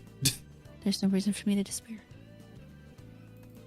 Well, this is still working. Dang it, I just realized this whole situation is precisely like when Samurai Jack met the samurai. Yeah, I remember that episode. That shit was wild.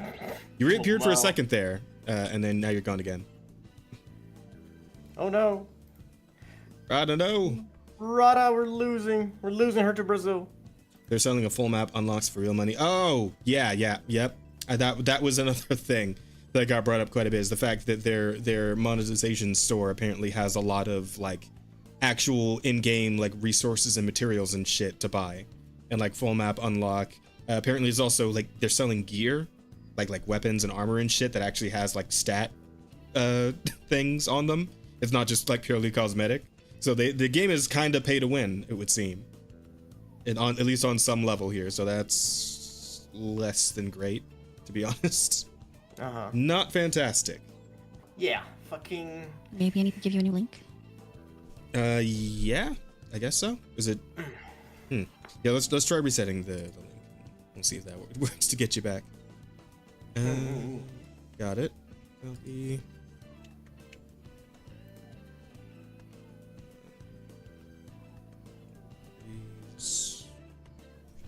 What? Wait.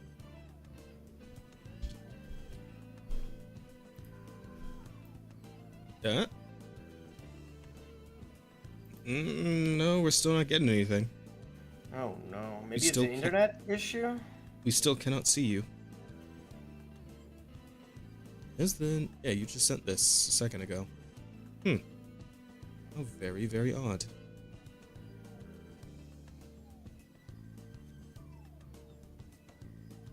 Rada? Oh, now it's saying she's having user may be having trouble connecting to the call. Oh, we're losing her. That's not good. We're losing her. Brazil claims another victim. Wow, your fucking Brazil is contagious now? Like, I mean, apparently, yeah. fucking Brazilitis over here. This man's dropping Brazilitis is crazy. Dropping this shit like COVID, like. Bruh, the next pandemic is gonna be Brazil. Ugh. Yeah, no, we gotta keep that shit contained. I don't care if we gotta burn your whole nation down. Damn, dog. Well, as long as I die with it, I'm fine. Been that way since Unity? If it has, I mean, that's still pretty shit, Angel. The fact that they've been doing that long, and they've continued to do it even into this new release. But considering Ubisoft's dire straits, I guess it does kind of make sense, because apparently their stock value is still going down even after the release of the game. Yes! So I don't think it's doing as good as people think it is, or is going to do, right? Because we haven't heard anything since. Oh, Rada. Hello? Okay, so you might have to re-add my. Oh god, now the camera's broken. Hold on. Again? Okay, hang on. Oh no, my camera's broken. You can. Well, actually, I'd give it a second because it just green screened out. Every so often, I'll have to turn my camera off and back on to get it to actually connect to my computer. You gotta love the scuff, chat. Just ain't a stream without it. Yeah, it's part of being Brazilian. Not Brazilian. Okay, we're seeing a green screen, and also you need to. Rada, mute it. mute the Ninja Link. There we go. Okay, cool. Oh, there you are. Hey, there she is. Welcome back. And the lights came. There we go. There we go. I'm afraid of the Anno series. Oh, afraid for the Anno series. Wait, the Anno? Anno series? Anno. ANNO. Never heard of it. Oh, Yeah, isn't it Anno Mutation? Do you remember that shit? Yeah, Mutation M. I played that game, but that doesn't have anything to do with Ubisoft, does it? No idea. The City Builder? Huh? I don't think that's the same game we're thinking about. Yeah, I don't think we're I thinking don't- of the same game yeah. either. Sorry, Okay. Angel, I don't know what the fuck that game is. Cope about their stock falling and likely shutting down doesn't matter from supposed fans of the series. Yeah, it's like, and I think because they put out the 2 million figure, and again, that was players and not copies sold, so they're probably using a lot of the people using the Ubisoft Plus or whatever the fuck they call it. And that's actually what I was about to say before I died, is that I'm pretty sure the focus on players is about trying to get people to use Ubisoft Plus as opposed to buying it through Steam or anything. And I have to wonder how many of those Yeah. players are in fact on the Ubisoft Plus, which is what they want you to use because they basically want to monetize it like a gacha game. Yep. Okay, so this is the page that's actually putting out the info on how the number info, right? Where other men blindly follow the truth. Remember, nothing is true. Yeah, clearly. We're doing all kinds of fucking with history in this new one. This new one's crazy, man. Like I don't know which one's crazier, like the fucking minotaurs and shit from Odyssey, or Yasuke like annihilating Japan in shadows. Oh my god. He's literally a superhuman, right? He's kicking dudes like 30 feet through solid walls, right? Yeah. Well, he's 10 times the it is size of the rest wild. of them. Of course he is. I get, like, here's the thing, even with the size difference, he should not be able to launch a man that fucking far with a single kick. Like, that's comical. That's wacky. funny. Come on. Hang on. I'm trying to scroll down and see. if That's there's why they been had to put a anything black since man in the- Asia, because they had to find some way to make him look just totally godlike in comparison. Okay, yeah, so we haven't seen they haven't said anything else about numbers since the 2 million mark, and that was, what, 3-4 Day days ago? 2 of something like that? release. So it would have been like the 22nd. Yep, 22nd. Yeah, so it was a few days ago. So no more news about the numbers just yet. And if listen, never mind sales, right? If we've only hit 2 million players and things are starting to taper off, that is gonna be fucking cataclysmic for Ubisoft. That is the fucking Thanos snap getting ready to go off on them. That's not great. Not good. A problem for sure. Also, Rada, I can see your mouth moving on the model, but I can't hear you speak. I'm not sure why it's doing that. Oh, okay. It's like I calibrated it, and now it's just goofy now. Yasuke beheading Nobunaga is unforgivable since Mitsuhide did it historically. Yeah, so I guess there's that as well. Yeah. We're taking a lot of liberties. Yeah, it's a lot of changes to historical facts, especially after they use a lot of real stuff, Yeah. It kind of feels like a gut punch. Yeah, it does, like, it's just Yasuke in general. It feels like trying to very forcefully stick the square peg in the fucking circular hole, right? To the point where you're breaking the fucking hole. Yeah. Yasuke breaks the hole is a great fucking title. That is a title. Put that That is a in. title. That's solid. Oy vey.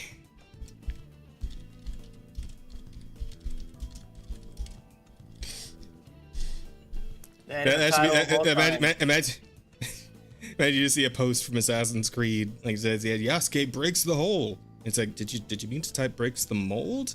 and then just send a gif of Yasuke just staring at you.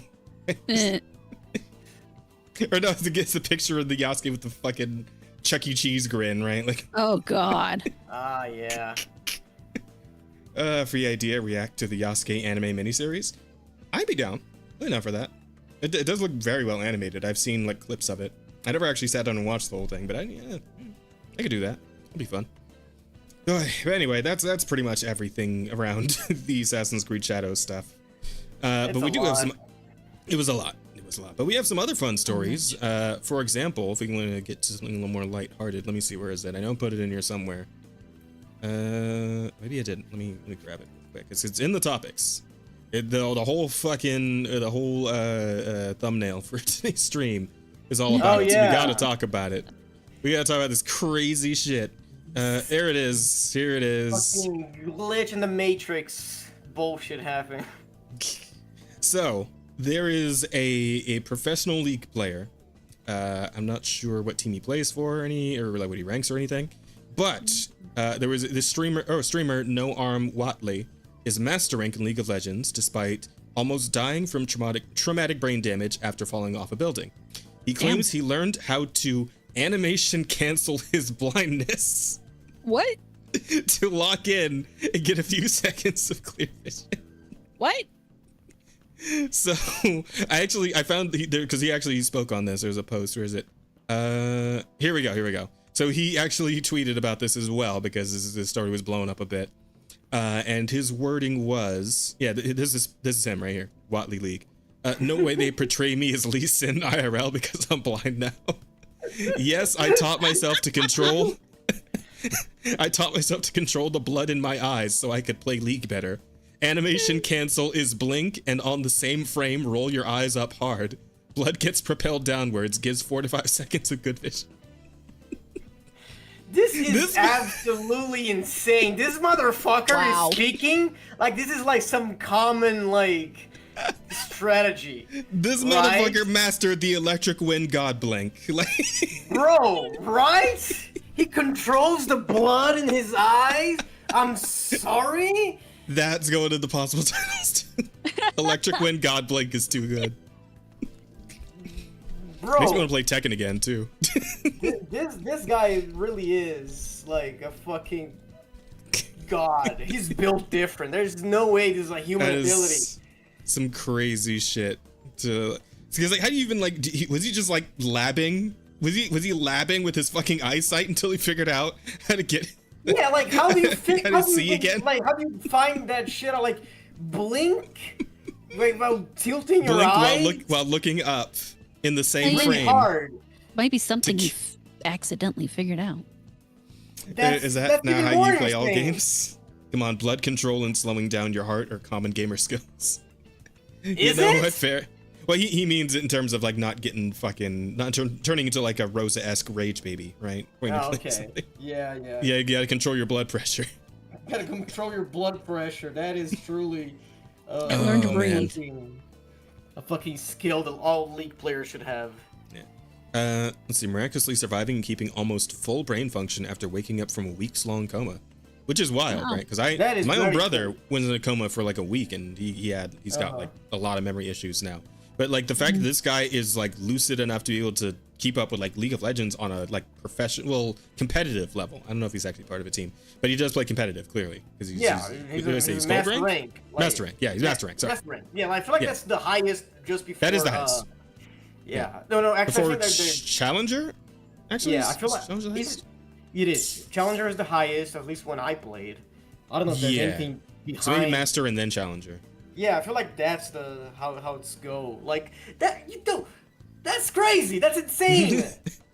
That's absolutely. And the man is just fucking the highest rank in the game. I couldn't even get fucking gold in League. All right, and I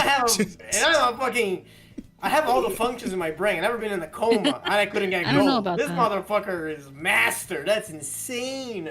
Damn, shows that law brain rot is truly permanent. Oh my God. That's fucked. Not even a coma can get rid of it. Oh, that's good. But you know this man does it for the fucking love of the game. Because look at this quote, right? Yeah. After waking up, he proclaimed that he cannot fucking wait to play League of Legends. Wow. I can't Bro imagine was in a waking up coma in for several weeks. Like, oh, it's time to play some League, bro. Oh man, I can't believe several weeks I'm gonna lose my fucking rank. Someone give me a controller. Goddamn, we can't waste any more time. And it's funny, right? Because at this point, he probably didn't have the abilities to move at all, right? Because my brother had to go through like several weeks of like physical therapy to be able to even walk again properly. Yeah, after being. He was only in coma for a week. Yeah. Apparently, this guy was like 3 or like 4 weeks, right? So what the fuck? No, yeah, he fell from a building. Yeah. Let me see. So to top, I mean, the coma on top third story of window. Fucking falling out of a fucking third story and window. landing on his head. Yeah. Wow. From a third story window onto his head. Yeah, the fact that he's not dead. Yeah. Jesus. No, this guy is really fucking man, cool. man popped the fucking heal spell as he hit the ground. Pop the heal on impact. Sounds like a power.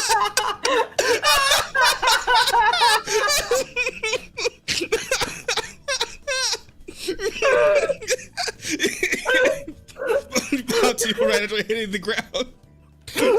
Shit saved his life, man. He was gonna die from bleeding, but he popped heal to counteract it. Oh my god.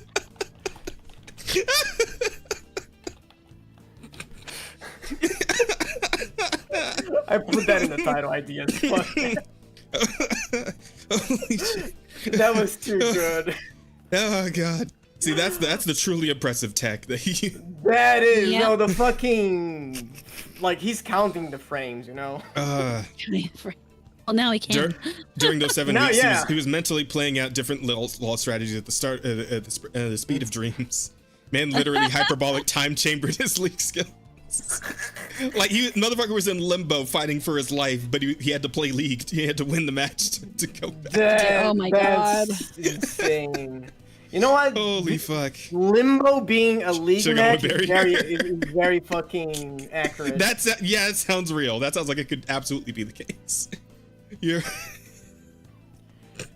Oh my god. Holy this shit. Is so good. This guy is really so cool. Like this amazing. Yeah, I love this. He's so good. He's amazing. He's a great guy. Mhm. Like fucking I hate League, but dude, you're the GOAT. Well, he has Definitely surgery something planned to fix special the there. issue. He hasn't let that stop him from playing. So he apparently is going to get like surgery to Okay. like properly restore his eyesight. But in the meantime, he's also a fucking God. Tom Kench main. He's a top Tom Kench. Can you imagine how much better? What if he gets worse after they fix the site? That would Bro. be so fucking That would be so fucking wild. That would be But what if he gets even better? Oh my What if god. it's the Rock Lee leg weights moment? Like once he gets his eyesight. bro. Nah, this guy gonna come challenger in a week. Holy shit. Limbo's endless law matches, but you have to be Teemo or Ken. Oh god, no. Oh. That sucks. Oh fuck. On his first stream back after the incident, Watley used some MS Paint diagrams to display what it looks like when seeing out of his eyes, and though he's gotten a bit better in the months since, it's still an accurate visual depiction on what he has to deal with. Oh wow. Yeah, so Nice. assuming this is like this is his like Yeah, area of eyesight, Yeah. and the black part is well the black Where you part. can't see. Yeah. Yeah. Yeah, and I guess And this that's is what why- happens when he does the fucking exploit, right? Is Clear it like this is the sight he vision. gets? Yeah. That's his clear vision. That's what he's listen, working with. compared to this, it's all he needs, right? It's This dude, how are you so good at video games, man? I don't know, bro, but like an actual league team should be looking to grab this guy the moment he gets his fucking eyes fixed. Yeah, absolutely. Like they should be scouting this motherfucker because he is for real. He is not going to be stopped, right? Oh fuck. This guy Isn't that needs nice? to be pro. The scroller above shows his left and right eyes. Oh, these are the two Oh, different okay. eyes. So this is the left eye and this is the right eye. Okay, gotcha. All right. So he's That's just still got pretty better bad though. vision in one So we eye. just get clear vision when he does the exploit. Okay. Okay. That's last bad. Submacular hemorrhaging. That's a term. In his left eye, which is essentially bleeding so deep in his eyeball that it has no natural way of escaping. As such, he's only able to just slightly see in his peripheral vision. Oh, his right eye has viscous hemorrhaging, which, while less threatening to his vision long term, still isn't great. This is due to bleeding within the actual eyeball, also known as the vitreous, that creates splotchy vision. Watley is well on the road to recovery, but the blindness has remained. He's called it the worst part of being injured, saying that it fucking sucks. Yeah, I imagine that's pretty accurate. I Streamer can't also imagine revealed, what part of it he's enjoying it. Oh god. When he sleeps, the blood pools to the back of his eyeballs and that he wakes up completely blind. Oh. Oh. He has to get up and let the blood settle elsewhere to restore some of his vision. Oh god. How does he That's get around this awful. issue? What he calls animation canceling. To be fair, that term existed beforehand, but applying it to real fucking life, that's different. That's League brain rot. That's League brain rot right there. Applying animation canceling to his actual health issue. Which, to be fair, is Seth- a very like positive way to look into it, right? Like, Absolutely. it's good that he's like facing it in such a positive light. How are you dealing That's with good he blind has factor, something man? to live It's a for. method you're using to keep on doing your things. Said this before, but I animation cancel it if I blink, and on the same frame I look up really fast. The blood in my eyes gets propelled down, which gives me a few seconds of clear vision. Really good for team fights and 1v1s. It's amazing. Wow. He's so fucking amazing. Oh my god, this guy's incredible. Oh god, it's so good. Looking to get surgery in both eyes before 2025 is out, hopefully restoring his vision and keeping him from having to use what sounds like a Mario 64 speedrun strat to get a few seconds of half decent vision. Oh man. Time of writing, he just landed in London to participate in an event by Minecraft streamer Tubbo to compete against two other teams in a variety of games. Despite still recovering from his injuries, Watley isn't slowing down as content creator. We have no excuse, guys. We have no excuse. We have no excuse. We have no So the excuse. blind guy can animation cancel and shoot to the Yeah. top. What the fuck are we doing? Exactly. What are we doing? Why are we not creating? We 24/7? gotta lock the fuck in. Like Watley gotta locks the fuck in. We do. We gotta do it. Tubbo, I know that one. You know the meme, like, please lock the fuck in. We need that. We need the tank Hanch doing that. Like, Yeah. saying that shit. I don't recognize any of these guys, to be honest. Uh, Man, I'm out of the loop on streamers yeah. these days.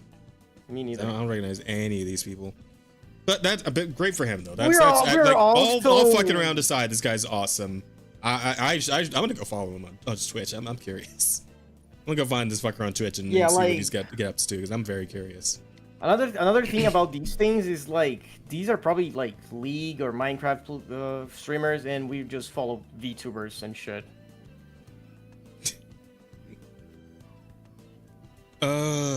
It's something. It's certainly something. But yeah, that was a Crazy. great story. That's a great palate cleanser after the. Yeah. Oh, absolutely. I gotcha. Also, Rada, Yes. you don't have any plans on going to Australia anytime soon, do you? Oh fuck no! There's spiders all over that place. Okay, good. Which is weird, right? You think they'd be used to the creepy shit, because, but as a matter of fact, that new game you're excited about, you know, that new Silent Hill? Oh yeah. Australia has said fucking Banned it. no. No, says hilarious. Australia. So I'm kind of curious, because I didn't read this yet. I'm very curious as to what the reason is. The upcoming Silent Hill F has been refused classification by Australia's rating board, which effectively bans it in the country. Australia has become infamous in recent years for its draconian censorship policies, which have led to de facto bans on video games, anime, and manga. Silent Hill F is only the latest target of Australia's censors. You can check out Australian classification for Silent Hill F here. Reason has been given for the game's refusal to be classified, but it speculatively has something to do with its content, in particular, how it may approach historically accurate gender discrimination, violence, or drugs is mentioned in the game's content warning. What actually is the time period for Silent Hill F? Like, I know it's in Japan. but, like- 1950s, 1960s. Oh god, yeah, it's Japan. Yep. Yeah, that gender discrimination is gonna. That's high tier, right? That's double S gender discrimination. It's the best Oh kind. man, that's. That's the Holy best shit. discrimination. It's crazy. 1960s it says actually. There we go. It's right there. This game contains depictions of gender discrimination, child abuse, bullying, drug-induced hallucinations, torture, and graphic violence. This game is set in Japan in the 1960s and contains depictions based on the customs and culture of that time. These depictions do not reflect the opinions or values of the developers or any individuals involved. If you feel uncomfortable at any Okay. point while playing, please take a break from playing or speak to someone you trust. Yeah, Yeah, fair, because yeah. this is a horror game. Obviously, it's gonna have disturbing shit. I'm gonna tell Yeah. you right now, if anybody is playing a horror game, they stop and they come to me because they need someone they trust to talk to. I'm calling them a little bitch. Well, yeah, content warnings. To some extent, I can sort of get it, because I know some people have like actual deep-seated traumas of some kind that might, Yeah. you might get triggered if like given a certain thing. So I can understand like them at least putting that, but like Australia bitching out completely, yeah, that's that's kind of garbage. In the The past, sad thing Australia is, has the been. studies show those trigger warnings make the actual triggering worse. Oh. Wait, no, they're supposed to not play the game if they see their trigger in the trigger warning list. What the Yeah. fuck? That would mean Right. they're That's the whole point. intelligent. What are you talking about? Holy shit. Well, okay. The reason for trigger warning is for them not playing the game. It's like the dead dove, right? Wait, the what? Yeah. The What? dead dove. What? You don't know what the dead dove is like? I've heard of that. Is like a tag for certain stuff, like smut. That is like I'm telling you, there is a dead dove in the fridge. If you open the fridge and you look for it, you're gonna find a dead dove. Don't blame me. I'm telling you, there is a dead dove over there. Oh, Right. okay. All right. So I see. that's what a trigger warning is. Like if you see that and you still consume the media, you cannot be upset that it has all the stuff that you don't like. Yet Yeah, they makes still perfect get sense to me. upset that it has the stuff they don't like. Well, Yeah, right. that's called being a bitch. That's I what also- I said. I'm also reminded of that fucking Barnyard meme, like the movie Barnyard. You guys remember that one with the guy and his wife sitting in front of the TV, and like the wife's complaining about like. Well, the meme Oh, is yeah. like, it's like, oh, this anime's There's a got fan cow service outside. in it, and he's like, it's a shown anime, it's gonna have fan service in it. Yeah. Yeah. So No, yeah, that's it, dude. Like, yeah. some also people just like to another complain and thing, complain. another thing that makes me that is a pet peeve of mine is when someone comes completely unrelated, but just because you mentioned anime, it's just whenever someone like, oh, my pet peeves about anime, oh, fan service, oh, the weird siblings thing.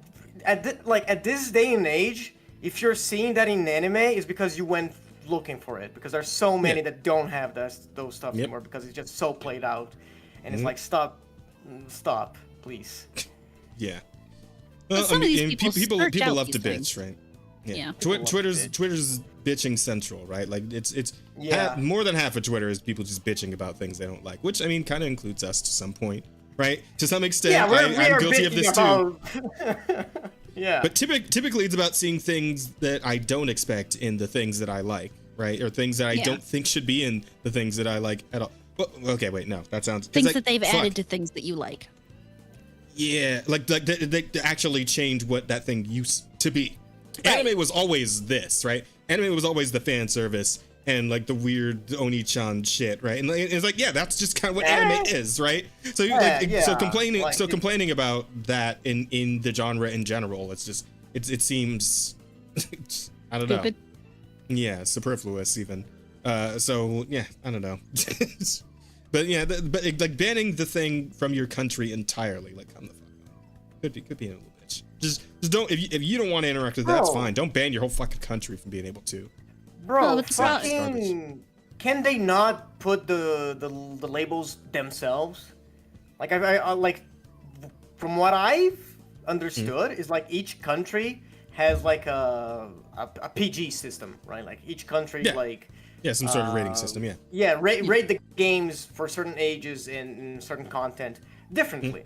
So Yeah. couldn't Australia just put the highest label on this and call it a day? Why do you gotta ban No, the entire apparently video it's game? beyond even that. Even though it really, I mean, it looked creepy when we watched the trailer for it, but it didn't look It's that a fucking bad. fucking Yeah, horror No, no, game. It's yeah, supposed yeah, to be creepy. Yeah, that's what I'm saying though. Is that like it didn't look that bad. Like obviously it looked like a horror game, but it didn't look like something I like. It wasn't like unforgivable in its content, right? Just slap the fucking highest rating. Put all the shit like the fucking the discrimination, box, yeah. the violence, the extreme gore. Put all of that shit on the box. Call it a day. Banning something is the stupidest thing you could ever do. Here's the Yeah. problem though, is you always have those people out there who think because they don't like it, because they can't handle it, because it's a problem for them, that means nobody should be able to do it. Yeah, absolutely. there are It's people like that. authoritarian bullshit. Yep. It is authoritarian bullshit. Then they can all go suck a cock. I don't know. Yeah, fair Thankfully, I enough. don't have a cock, so I don't have to worry about it. In the past, Wow. Australia has banned games for including drugs as a mechanic. Perhaps most famously, as RimWorld was denied a rating, creating a ban which wasn't lifted until the country's rating board surprisingly changed their minds. What I'm What was hearing is RimWorld someone was again? bribed. I haven't played that one, so I don't know. RimWorld, I also haven't played. This- I heard about it, but What is this? Is this like a top-down like I guess that's RimWorld. city I builder don't thing? know. I No idea. don't know, Jazz. I'd never played played it. it. Google it. Learned RimWorld got its Australian ban lifted, making the game available to purchase. I'm hearing somebody bribed somebody. That's what I'm hearing. Yeah. Oh Jesus, that's What loud. the fuck was that? Jesus Christ, you scared the shit out of me. Sorry. And they're delightfully useful dryads. This looks pretty fucking tame. Festivals are noble. Hmm. And we know how to Yeah, party. some fucking... Yeah. Yeah, I mean, bands the and- characters are basically fucking stick figures. They look like the fucking Madness Combat like characters, or like the fucking what was that one guy? Zero Punctuation, but now it's still a thing on YouTube. Looks like, kind of looks like those little things. But yeah, this seems pretty innocuous, to be honest. I don't know, man.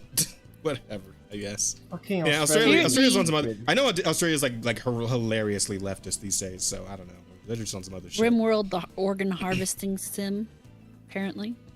And yes, you apparently can there's do many war cannibalism, crimes. eugenic factors, and oh no, I guess you can do war crimes.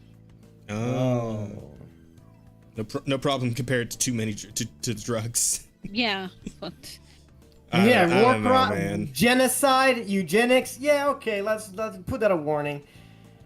Fucking drug use? Oh, what are you crazy? You gonna do drugs? You gonna ingest the marijuana? Is Is that what you want to do? you're gonna Fuck inject off. the devil's lettuce into your eyeballs. Inject the devil's lettuce.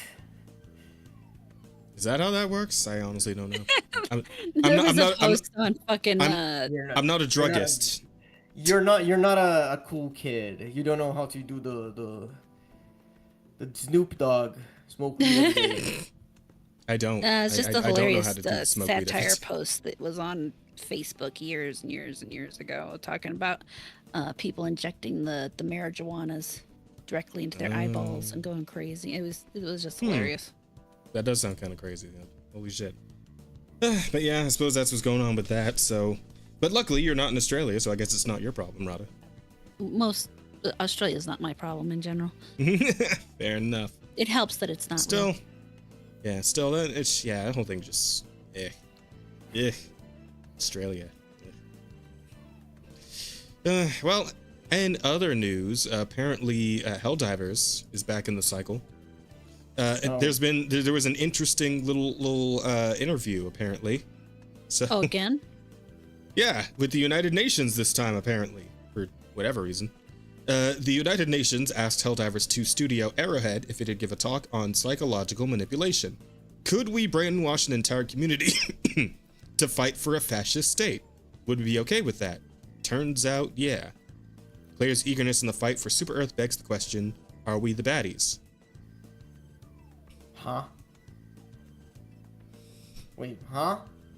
Basically, so the way that people have been kind of portraying this is a little disingenuous, because he was basically saying, we made this game, the satire game, and we were wondering, could we make people okay with playing for the bad guys, and would we be okay with making people playing for the bad guys? It is a very and he goes on to say, yeah, but in a satirical, they know that it's not real, we know that it's not real, thus everybody's okay with the fact that what we're doing isn't real, but funny and a joke kind of thing. Yeah, because like even right. like the trailers and like the quote unquote propagandas of the game, they are very, very on the nose. So yeah, absolutely. Yeah. Clearly, obviously satire. But then you have those people out there who seem to think that because you're willing to play a game that has that in it, that they're going to believe that in real life, and then be able to manipulate people in that way. Now, to be entirely fair, you can in fact use a lot of the propaganda and stuff that they use in these games to manipulate people. It is a thing, unfortunately. It is. But there's in real life, there's also that minority of people who exist who will also look at the rest of these retards who are willing to fall for it and say, look, moron, you're stupid and you need to stop doing it. And they'll get over it pretty fast. You'll still have that subsection that'll still fall for it because, people stupid. so on. But yeah, someone said right here, yeah, we do it all in fun and good spirits. We actually try to get people to recognize the signs of what is a totalitarian state. You start wearing the same uniform as everybody else and do salutes constantly, you might be in a totalitarian regime.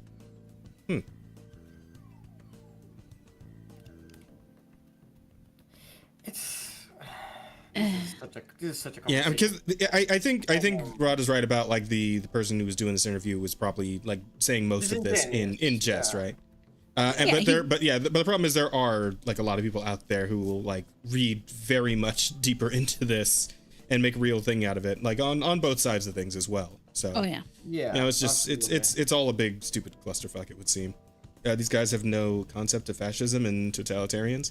Yeah, I brought that up too a little bit because it's like I think of like the game because I've actually played the game and it's like, well, they're not really like all matching uniforms, right? You can kind of just you can customize to wear whatever the fuck, right?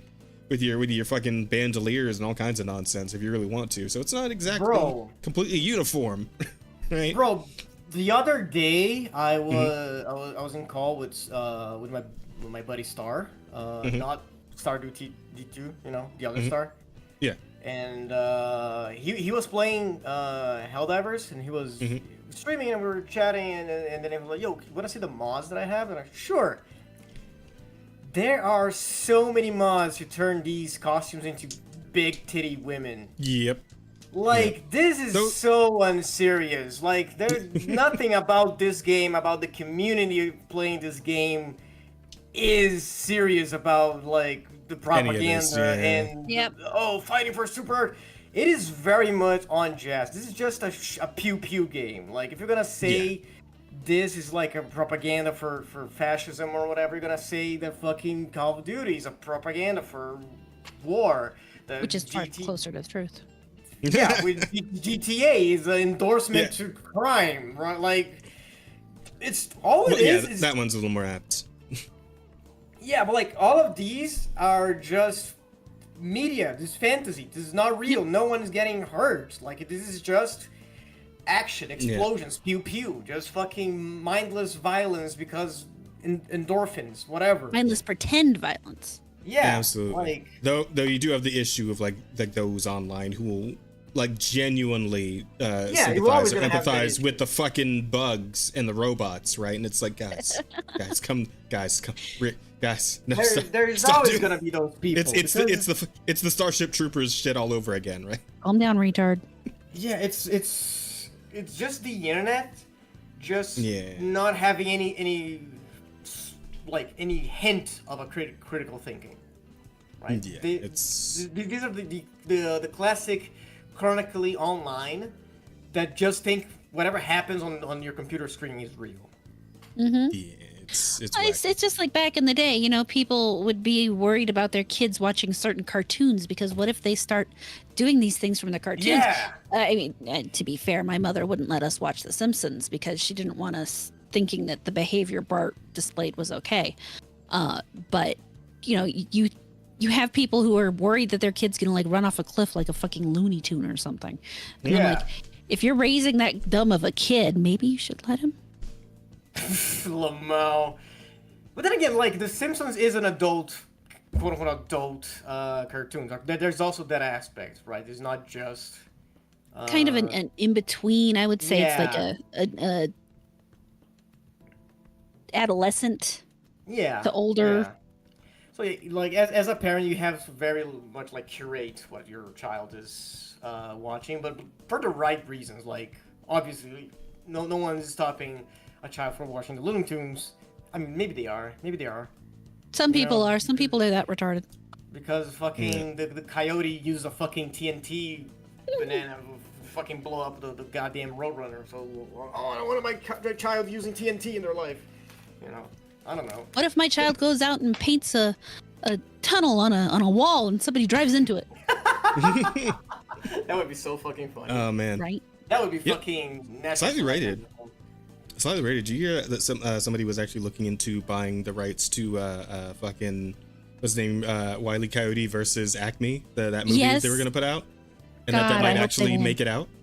That'd be great. That's the same people. They put out the movie's called, what is it? The Day the Earth Exploded.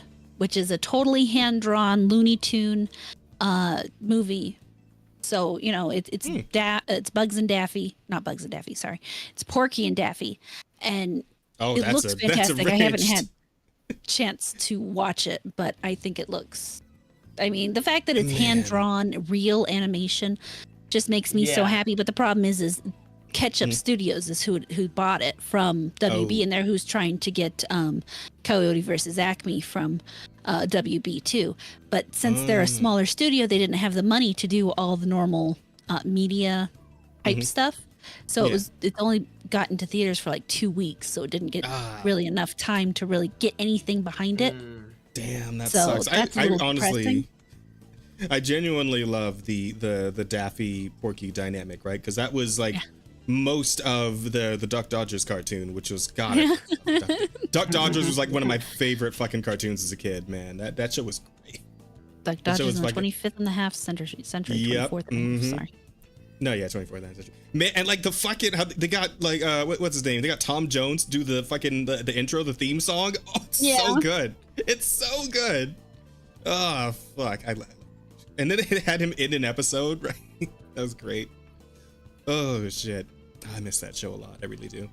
But anyway, yeah, so that's the stupid Helldivers controversy going on, I guess.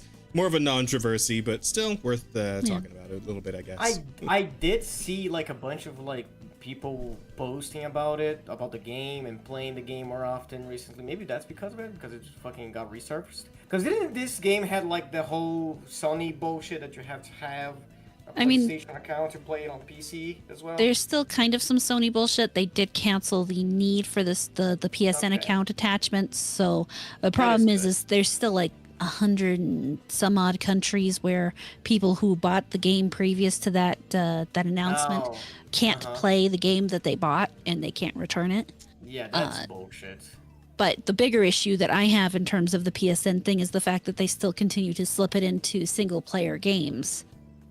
They're trying to kind of do the same Ubisoft thing, and then people wonder why people don't like it. Yeah, absolutely. But I'm you guys might have noticed I'm kind of doing like a one serious, one goofy, one serious, one goofy. I'm trying to like mix up the vibes here with the stories this week. And I got a great one. Aster, you're gonna love this. You're gonna love this, Aster. So we got a fun story, and we don't know if this is like fake and gay Reddit bullshit or if this is 100% real, right? But there was a story about a 29-year-old man spending $600 of a joint emergency fund that he and his wife had on polls in Genshin for Farina. So go through the messages here. Oh my god. You know what, Rada, let's work together on this. I think the green is the wife, so you can do that voice, and I'll handle this side of things over here. Give me 1/2 second. Where'd my thing go? Because my cat was just walking in front of me. There it is. Oh my god, this is so Genshin. There we go. Stop. Oh wait. Yeah. No, it's you first. Yeah. Oh, hang on. You start, Jess. Oh my god, this is gonna be theater. You ready, Chad? You ready for theater?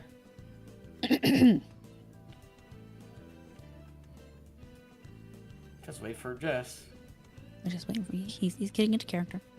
Anytime now. Okay, sorry. No, I was just selling something with my folks. Anywho. Okay. Stop calling me. We need to talk right now. Pick up now. You're not being fair at all. I explained my boundaries to you, but you're not respecting them. This is exactly what Blank says it's abusive about you. You spent $600 on our credit card on a fucking game? I explained it already to you. $600 for 2 virtual characters you don't need without asking, and we are paycheck to paycheck. That card was for emergencies with the Civic. They did a fucking Farina picture. Yeah, he sent a picture. Sends a picture of Farina. Of Farina. Like, that's just justification. This dude lost it. God. You told me you wanted her too, but you aren't even happy for me. LMFAO. The confusion react. The question. Actually, I am done. I am a 29-year-old man. I'm allowed to make purchases without needing your permission. That is an abusive dynamic. Blank explained that very clearly to me, okay? Yes, I said I want Farina. I didn't say we should spend hundreds to get constellations. You are a fucking addict. You already spent all our Christmas money on it. Oh. You were snooping into your fiance's purchases. You should take a look at yourself. I can't imagine why. Dude, there's no fucking way this is real. This has gotta be it. This has gotta be a gotta fucking be goof. fake. There's no way someone is this delusional. This is a shared card that I set up for emergencies, and you went behind my back. Why don't you tell Blank about your gambling addiction to video game characters? Oh wait, hang on. You forgot the emoji that was up top there. But you can't move your arm, so I got you. Here. Yeah, thank you. There you go. Yeah, my very expensive $50,000 model that I have is completely posable, as a matter of fact. So. Oh, that's worth the money. And it came in black too, so that was pretty cool. Nice. I must have cost you more. Don't have a lot of those. I was thinking I might like toss a Molotov at the creator of the model's house if he didn't have a black one, but he did, so I don't have to burn his house. That's insane. Hey, You sorry. do your mother like that? Oh, no, just kidding. Actually, blankety blank told me all about your coercion, and I believe you are a narcissist personality. That is why you are continuing to try and control me and control my financial decision making. You know, this is my values, and I have had Farina as my wallpaper forever. I refuse to be verbally abused for being myself.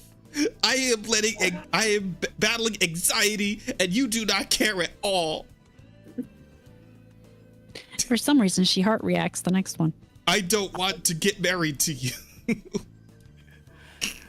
Go to the next one. Okay. There we go. I'm not talking on the phone. I emailed screenshots for my appointment tomorrow. Thank you to giving me a horrible anxiety attack and ruining my night. And no, I didn't do a fucking thing with Farina yet because of your calls. I didn't get to build her. I didn't get to choose her artifacts or anything. I will call Capital One and dispute the charge. Your account will get banned if you could provide the arm again. Try it. You will lose me forever, Ree. Why? You promise? You promise? I'm going to Scottsdale for the night. Stop calling me for 12 hours and we can talk then. Good night. Will you please answer my mom? No. Please? I apologize for my reaction. As I said, my anxiety's bad today and I have to do better. I love you. You sound blah, blah, blah, blah, blah. Not relevant. So this is incredible. Fucking insane. If this is fake, bro, this is the top tier bullshit, right? This is fake. This is Michelin tasting. Yeah, congratulations. This is the like top tier performance from both of you. This was Michelin shit posting is what I would call this, and I would put that as a possible title. Bro, there's no way someone's this delusion. I'm pretty sure Blank should be their fucking psychiatrist or whatever. Blank has, if this is real, Blank has to be one of his friends who's equally addicted. Yeah. Probably. Yeah. Like, because here's the thing, right? You just don't know. Like you had to be like in your heart of hearts, you want to believe it's fake. You want to believe that no one could be this fucking far gone. But like, we live in a world with Therians, man. Therians are a thing. Yeah. Therians are a fucking thing. You just never know anymore. Yeah. What's I up? just live in a world that people do spend like thousands of dollars on gacha games and waifus and stuff. Like this is an actual disease, right? This person could be just sick, right? Yeah, man. Yep. Like I remember that one video from a while back. I think you remember it too. That one person wearing a fucking dog collar and like eating fucking like Reese's Puffs out of a dog bowl. Yeah. Like a bowl of cereal. Like that person is like insane. they're most ill. likely. Yeah, they're ill. Yeah. They're not okay in the head. That's not a sane person making like Nope. sane decisions for themselves, right? Oh, This so- same thing here, like from the fact that they show no remorse from spending $600, dude. That is And then they called her the so narcissist, obscene. right? Like, Yeah, this is so obscene. Like this is such a stupid amount of money to be spending on a free to play game, and the fact that they don't show any remorse, and they try and turn the blame onto the person calling them out. Yeah. it's something. That It's- is truly the narcissist behavior. Like it also pisses me off that people are just now going on the internet, seeing a bunch of like mental disorders and just slapping that on people. Like no regard of what actually is going on. You know, it's fucking and trying to use that to justify their insanity.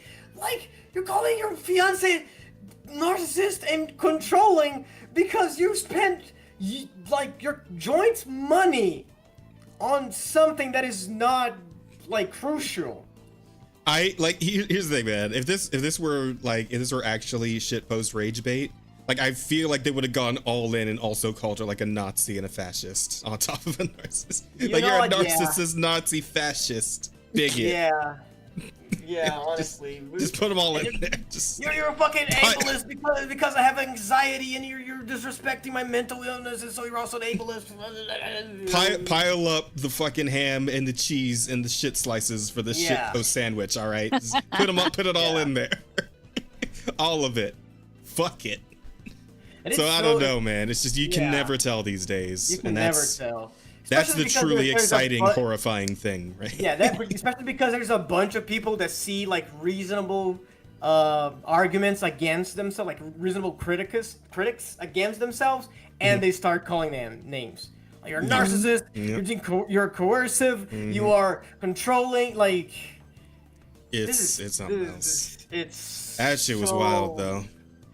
Bro, and this guy's 29. He's one of our peers. All right.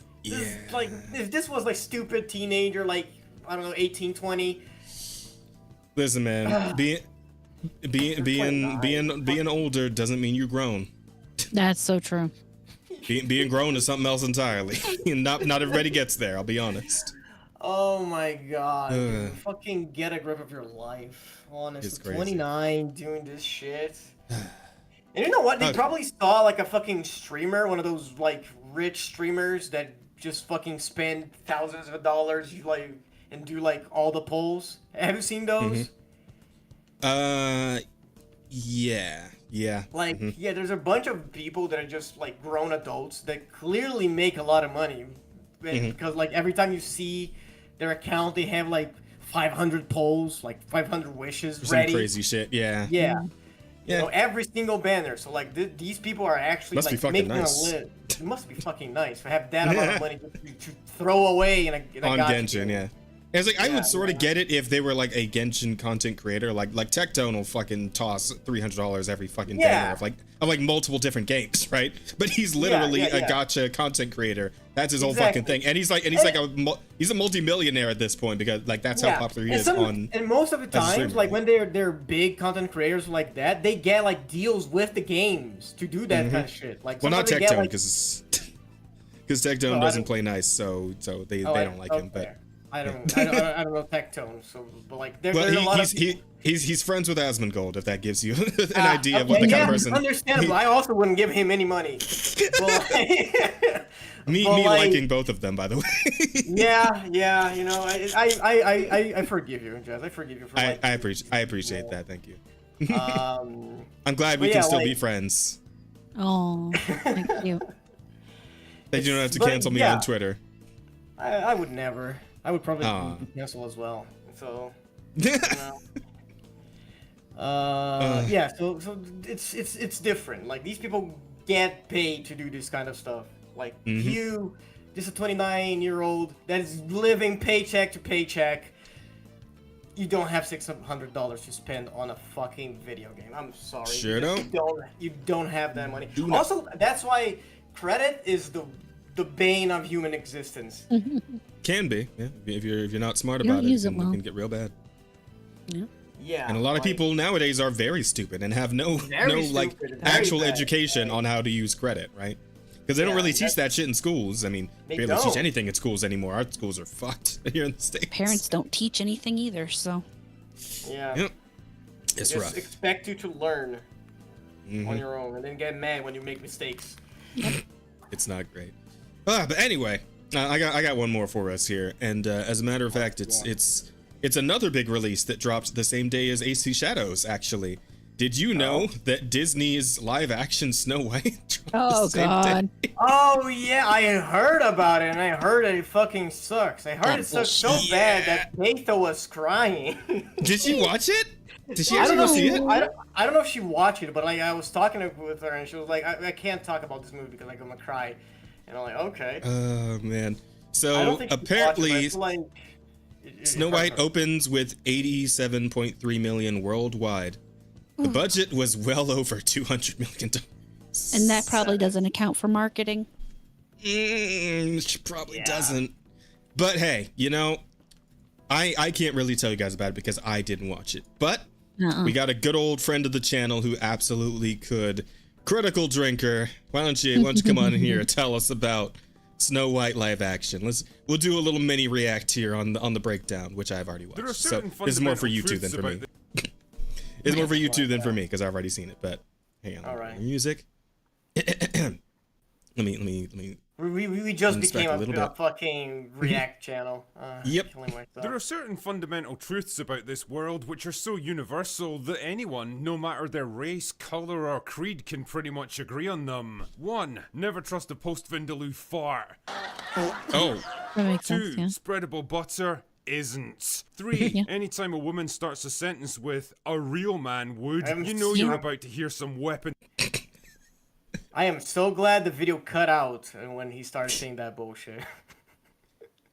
yeah, well, no. Hey. When a woman starts sentence with a real man would, that is probably going to be some stupid bullshit. Let's be real. It cut out. I didn't Extremist hear evil. what he was Grade saying. retardation. Oh. And to that, would Wait. you know you're about to hear some weapons grade retardation? And to that not so illustrious list, we can add that the Snow White live action remake was, without a doubt, one of the worst ideas in the whole history of entertainment. Possibly the most predictable of all failures, a project conceived for all the wrong reasons, starring all the wrong people, pushing all the wrong messages, and telling the entirely wrong story. After all the delays and the controversies and the speculation that have been swirling around it for what feels like decades now, it was actually kinda weird to finally sit down and just watch this thing. Like meeting a celebrity after following their career for years. Not a good kind of celebrity, like. More like a Jimmy Savile kind of celebrity. The kind that you're discreetly warned never to get into a lockable room alone with. But here it is. See, I'm not old enough to get that joke, to be honest. You don't have to be that old. It's actually a famous British TV personality who was discovered to have been touching children inappropriately. Oh, A lot of children. oh, fuck. So the equivalent of the Nickelodeon network, huh? Yeah, yeah. Gee. Amazing. Moving happily past that, Yeah. Nonetheless, and now that I've Oh my finally God. sucked What Oh, the God. fuck is that? Yeah. These are the dwarves. What do you mean? Hang on, let's get a good nonetheless, shot. and there. now that I've finally This is the Oh my dwarves, God. man. That face looks so uncanny. What is going on? Hey, can you get? Do No, you that's have- okay. do you That's have- clear as it gets. They could have Yeah. just hired dwarves. Yeah, they coulda, but they This didn't. looks- So So uncanny.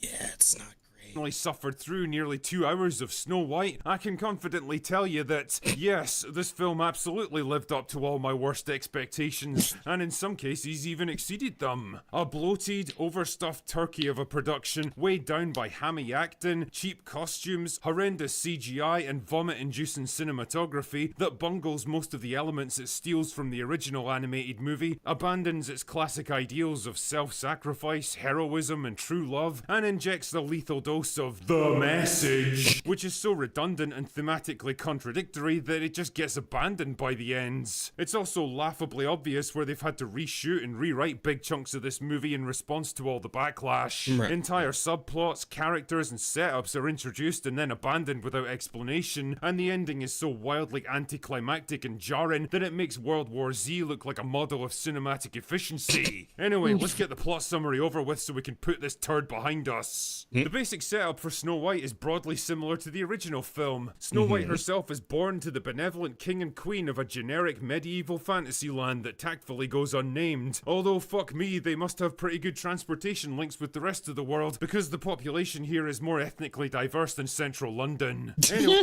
Yeah. It's like, yeah, this weird thing, right? Where it's like, obviously, like Snow White herself is like the most egregious of these offenses, but like the fact that like it looks like fucking modern day California, Southern California, in this fucking medieval fantasy land, which is based on what was it, like a Swedish myth, something like that? German. Is it German myth, yeah. Which, I mean, and obviously you gotta go hang out in Germany for a bit. You know, you might find the population is majority of a certain kind of skin tone, and it probably was a lot more so back in the fucking medieval times, right? So it's like doing this shit. God, it takes you so completely out of whatever it is you're looking at, because you know that it's like, yeah, it's the Yasuke effect, man. Yeah. Oh fuck. Yeah. So I don't know, man. Shit like that. Arab, yeah, probably. There are probably a few Middle Easterners in there somewhere as well. Yes. I mean, fucking Gal Gadot is there actually. She's literally, she's Israeli. So. Yep. It's also probably because like where was this shot at? Not Germany. It was probably shot in California, so they just got it. Most likely. Oh, it probably wasn't even shot in California, because right now they won't even shoot in California for the most part because it's too expensive. Really? What's up with that? Like Disney specifically, the taxes and all that shit that go with it. They actually have a tendency to shoot out of country now. Because where is the main like Disney studio based? Shooting out of country is less expensive than shooting in California. That is insane. Yes. The taxes in California are fucking ridiculous, and the laws are even worse. So, but the main studios, I believe, is and like Mr. Eber says, it basically everywhere but Hollywood offers tax credits. Yeah. So you can get money off filming somewhere else. That's part of why Georgia used to be such a popular place for people to go until whatever law it was they passed, because they gave huge tax credits for coming and filming in Georgia. So, I mean, it could still be somewhere in the States, but lately they've been going to Ireland. They've been going just anywhere else. They're in Burbank. Vancouver's a good option too, or the UK. Canada has actually given quite a bit of money to people who go and film there. Yeah, well, fair enough, I guess. White's mom dies and her dad... All I'm saying is that the moment we get a movie about Africa, in Africa, you're not going to see a bunch of white people rolling around. It ain't going to happen. I'm just saying. We all know how this works by now. Oh, yeah. We know. Come on. Where what's it called? The Woman King or whatever a while back. Oh yeah, that. The only whites are probably the invading French guys, right? That's. I doubt they were just like people just hanging around the villages with the people. But that doesn't quite go both ways these days, does it? Not at How all. about that?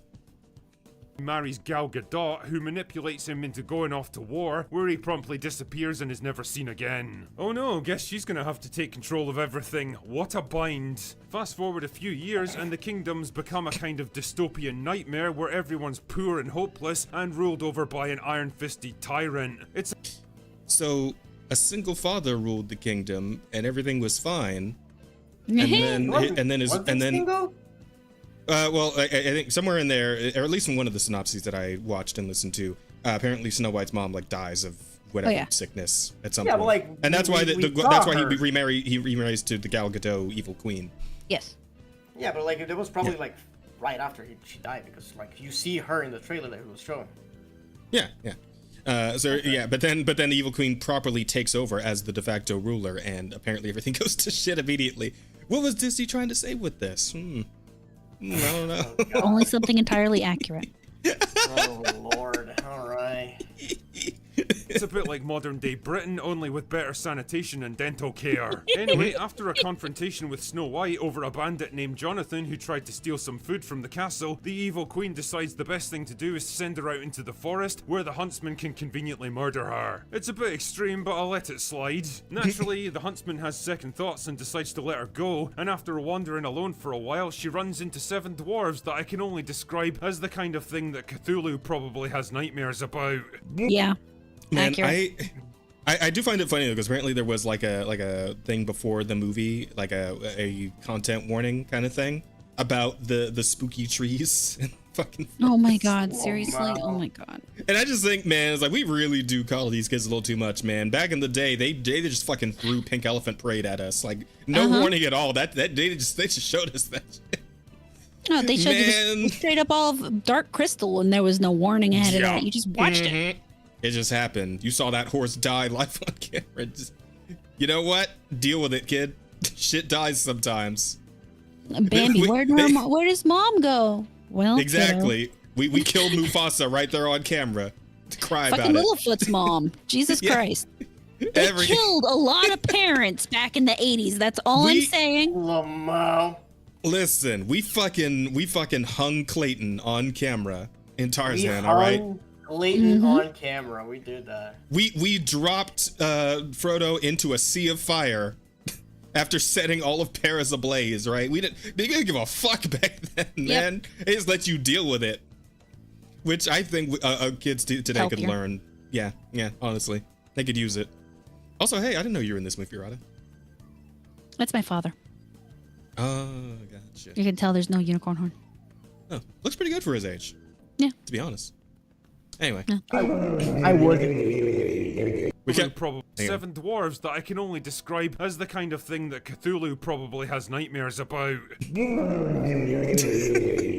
I'm not kidding, man. The brief glimpses that you got of these things in the trailers are absolutely nothing compared to the existential horror of actually witnessing them on the big screen. These are nightmares made real. Like if you woke up in the middle of the night and saw Mr. Blobby standing at the foot of your bed, silent, motionless, watching you with those blank, lifeless eyes that bore into your very soul.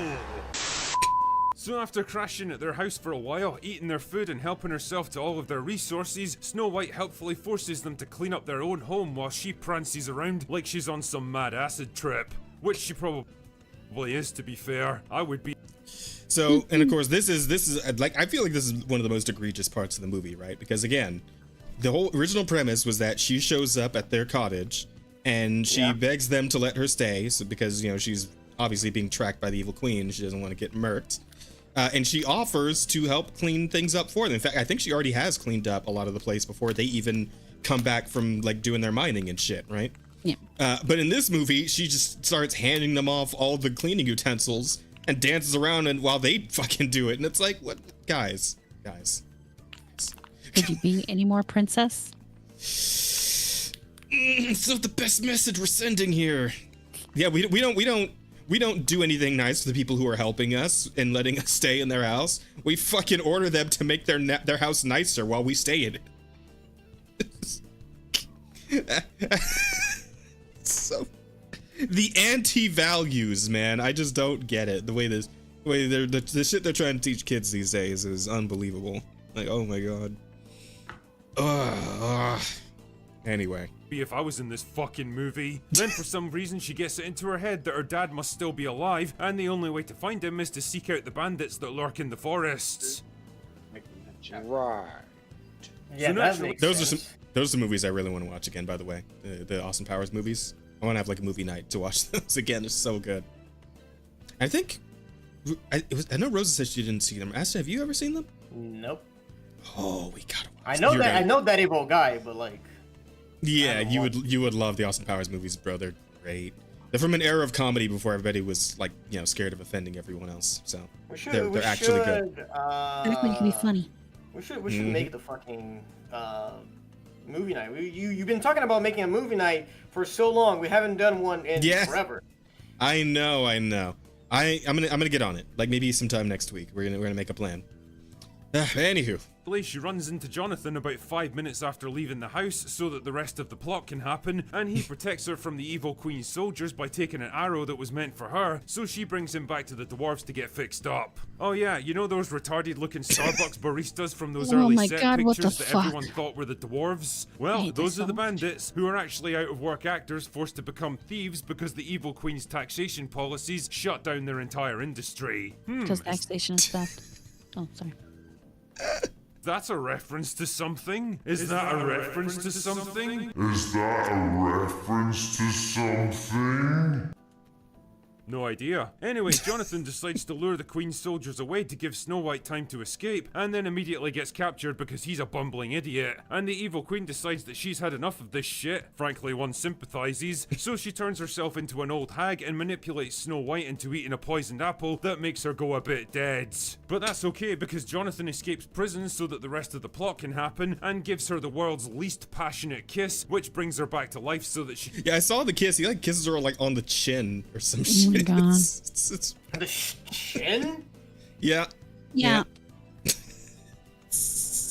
Okay, I guess. can begin her cunning Fuck plan true love, to I overthrow guess. the Queen and take back her Oh kingdom. no, absolutely. Fuck true love. That is 100% the way it rolls these days. Like I don't know if you saw the Little Mermaid remake, but like Ariel and Prince Eric don't even get married at the to like they do in the original.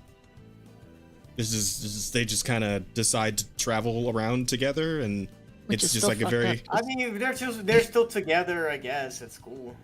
yeah, but there's no implication of like any actual like romantic connection between the two. So If they were going to Which is change really the story, they should have changed it back to the original where he marries the other gal and she kills herself. oh, you can become That Seafoam, would be yeah, cool. that whole thing. That would be cool. That oh yeah, just go full on Brothers Grimm with it, and just Oh, yeah. hell yeah. Just Mhm. go full brothers. Actually, that I would respect. I would mad respect that if they went. Wouldn't be very full- Disney though, would it? Fuck That's because Disney. Who Disney gives a fuck fucked about up Disney the anymore? stories. To be fair, as to Disney, probably gives a fuck about Disney to some extent. I- Hopefully, maybe. I Just don't know. fucking- I couldn't actually tell you. Good, then do good shit. Like I am 100% sure if they did like they remaster all the old movies, but to be grim and horrifying, so many people would love that shit. Yeah. So many fucking psychotic, like crazy freaks would love that shit, and that would be so good, and everyone would God love. damn that. ass, I'm right here. You would love that shit. I know you would. You're It's just- literally a it's just- it's tentacle just- monster. You're gonna tell me you're not a freak? It's Oh, just hell not yeah. quite the Disney brand, you know. The Disney brand The is Disney- dead. We're still pretending to be a family Where oriented. we are today, that's the Disney brand. The No, listen, Disney we're still vaguely pretending to be a family oriented business, all right? The Disney brand is dead. Okay, they do Star Wars and fucking whatever. They don't, Marvel. they don't do animations anymore. There's no animation anymore. Disney was supposed to be an animation studio. Where are the animations? They're all dead because they're doing live actions. They Because it's did do cheaper actually and they don't have to drop They it. did do a pretty fun little like Mickey Mouse cartoon series on Disney Plus, but that's about all I can think of, to be On honest. Disney Plus, who And they're actually all- has that? Yeah, who Yes. fucking who signed? also- Yeah, they also had like some new thing coming out from Pixar. It's like a Get in the Game or some shit like that. No idea. I don't know. It uses the weird like fucking Cal Arts Bean Mouth animation bullshit thing. So yeah. It's gonna In fact, be actually, bad. there's actually there's a movie coming out from Disney that's also using that same shit. Actually, it's called like Zero or something. This kid like make friends with an alien or something. Elio? Yeah, that Ilio, whatever. I don't know. I didn't care much, to be honest. And no one's gonna care about it, other than those fucking Disney adults. Nah, Disney brand died. Dumb. Do you want to know what that plan is? Are you ready for the fourth? Do you want to begin her? The rest of the plot can happen and gives her the world's least passionate kiss, which brings her back to life so that she can begin her cunning plan to overthrow the queen and take back her kingdom. Do you want to know what that plan is? Are you ready for the fourth dimensional quantum mega chess that she plays here that would probably give Christopher Nolan a brain hemorrhage? Well, she walks into town and then convinces the soldiers to turn against the evil queen because she can remember their names. I'm sorry. That's it. She walks in, she's like, hey, I remember you, you're Bill. And you're Dave, and I know your wife, Sally, she's cool. And they're like, oh my god, we have to kill the queen and help our prince. Like, that essentially, that's, yeah. Really?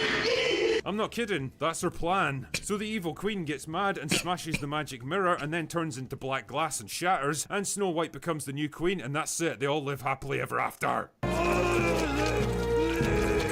Now, there's a lot I want to say about this movie, but first, let us begin with the positives. And as hard as it might be to believe, most of them actually concern Rachel Zegler. No way! Now, don't get me wrong, she might be an obnoxious arsehole in the real world, but credit where credit's due here, she actually isn't terrible as Snow White. It's not true! That's impossible! I mean, her outfit looks like it cost like $100 off Amazon. Her haircut makes Anton Chigurh like a cutting-edge trailblazer. Her performance is a bit over the top and theater kid at times, and her American accent comes and goes depending on whether or not she's in a reshoot. But I do get the impression she's at least trying to do her best with the material, and she can absolutely belt out the musical numbers, which is pretty much what you'd expect from a train. She's a very good singer. I've heard her sing on a few occasions now, and I've heard like some of the musical numbers from this movie. She's a very good singer. Quite fantastic as a singer. Can't even deny that. Just kind of awful in every other way, but very good singer though. She should like start a singing career instead of an acting career. That's insane. Okay. That might work out a little better for her. Vocalist. The same cannot be said for Gal Gadot, however. It genuinely pains me to say this, but I think we all need to come to the acceptance that that girl cannot fucking act. It takes a special kind of charisma, presence, and dramatic range to play a good Disney villain. Well, yeah, but she really is not a great actress, though. I remember people being all over, like, head over heels for her. Well, yeah, because she's very attractive. But she's not a great actor, though. I don't know. But you'd be surprised. I never remember names of any like actors. I just remember when people are like gushing about them. You know, listen. You can be extremely carried off if you look good enough in Hollywood. Listen, fucking Pamela Anderson was an actor for a good long while there, right? What's her name? Jessica Simpson got herself a fair number of parts, and it was not because she could act. Jessica Simpson was originally a Mickey Mouse Club member. Yeah, well. Yeah, but she's not very much of an actor, at least from the movies I saw her in. So, you know, you can get carried off of looks pretty hard, and in most things, to be honest. But that's a conversation for another time. Doesn't have it. Paris Hilton could actually act, believe it or not. Really? Wait, what was she even in? If you've ever seen Repo, the genetic opera. I do need to watch that at some point, actually. Yeah, she's in that. Actually didn't see it. Delivery somehow manages to be wooden and scenery chewing at the same time, and when she has to deliver a big musical number, you can pinpoint the exact moment where they swap out her voice with someone who can actually sing. Imagine there's no heaven. Jonathan is yet another entry into the bumbling, forgettable, non-threatening male sidekick list of modern-day Disney heroes. There's brief moments where it seems like he might be displaying the tiniest bit of attitude and heroism, but then it's immediately squashed to reinforce the idea that men are all just a bit useless. Visually, the film's an inconsistent mess. CGI Cthulhu nightmares aside, the color scheme ranges from bleak, washed-out grey castles and towns that look like Zack Snyder directed it, to a kind of over-the-top oh my god. Like that absolutely looks Snydery. That looks like fucking Batman vs Superman right here. Yeah, you know, now that he mentioned it, it does. Like even like go back up just a little bit for the scene with the smoke. With the smoke?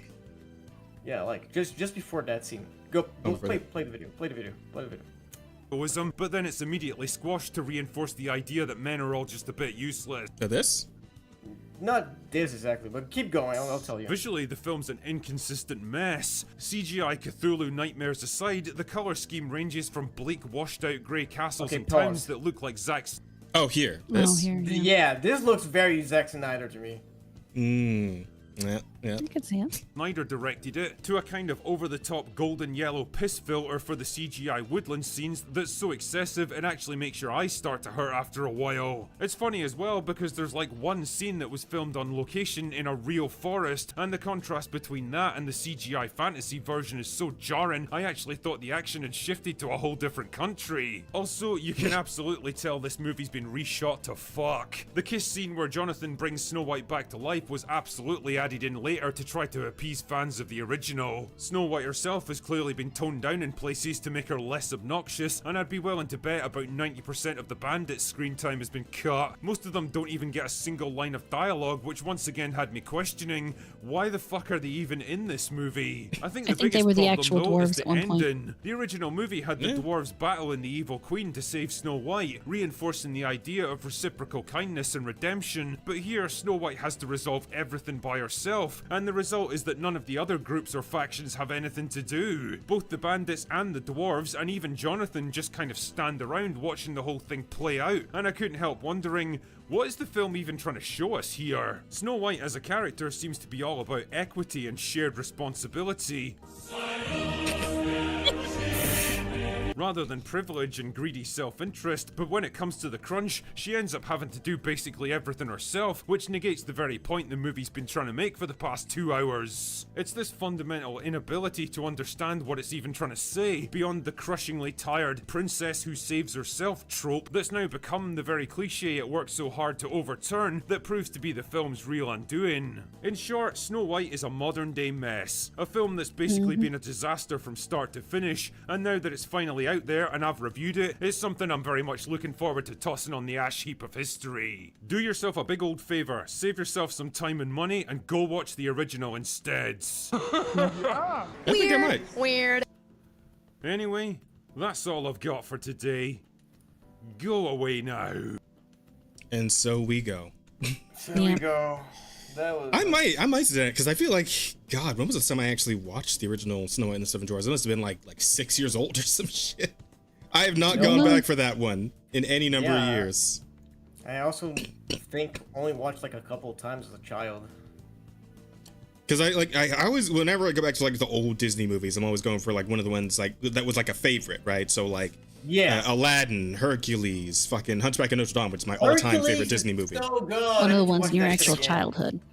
Yep. And yeah, because like Snow White and like and fucking Sleeping Beauty and like those other like the ones from that era, they were a little bit before my time. So like Aladdin and Hunchback and all those were kind of like a little more right around when my actual childhood, Lion King and etc. You know, and fucking Treasure Planet. Oh god. Treasure Planet. That was one of my favorites of all time. I tell you, man. But it's like it's moments like this with this movie where you really, because everybody's been saying it for years and years now, but like it really just drives the point home. God, I wish Disney would go back to making movies like that. Those amazing 2D animated productions. Even like, because like the Lilo and Stitch movie, right? The new one, the live action one, doesn't look terrible. Looks okay. I think I'd probably still prefer to just watch the original animated one though, to be honest. And we did talk about that a little bit during the last podcast. But yeah, it's just like, I don't know, man. I wish Disney would still make the cool, unique stuff they used to make. I'm gonna take way say too much effort. Like if you're gonna like reboot a show like an old cartoon, do it. Do one that you don't need like to add animation into it. Like you're gonna redo Stitch. Like you're gonna have to animate the main character anyway. That's a fucking creature. You're gonna have to add CGI. You're gonna have to add animation. Why not make it an animation? Why do they have to do these fucking? I don't know, man. Live action. It's so stupid. $200 million. $200 million was the budget for this movie, and that could have done such a great animation. Oh, absolutely. it's just like, it's this weird thing, and it's always kind of been the case where people just don't really give as much weight to animation as they do like live action productions, which is the dumbest possible shit, especially at this point, right? Because the things people are capable of animating, the shit you've seen coming out of Japan, like the what's the term again? I always forget the fucking term. Sakuga. Yeah, the Sakuga, like crazy ass animation shit that comes out of Japan these days, like it's unbelievable. It's like nothing anybody's ever seen. And I truly believe that if they actually tried, the West could make something similar. Like I've seen animations come out of like France, right? Like shit like what was it, Wakfu? Oh yeah. Yeah, like that's incredible. Yeah, that's Wakfu like is fucking gorgeous. Unbelievable, like unbelievably high potential involved in shit like that, right? And it's like I would love to see stuff like that coming out of the West again, like Treasure Planet.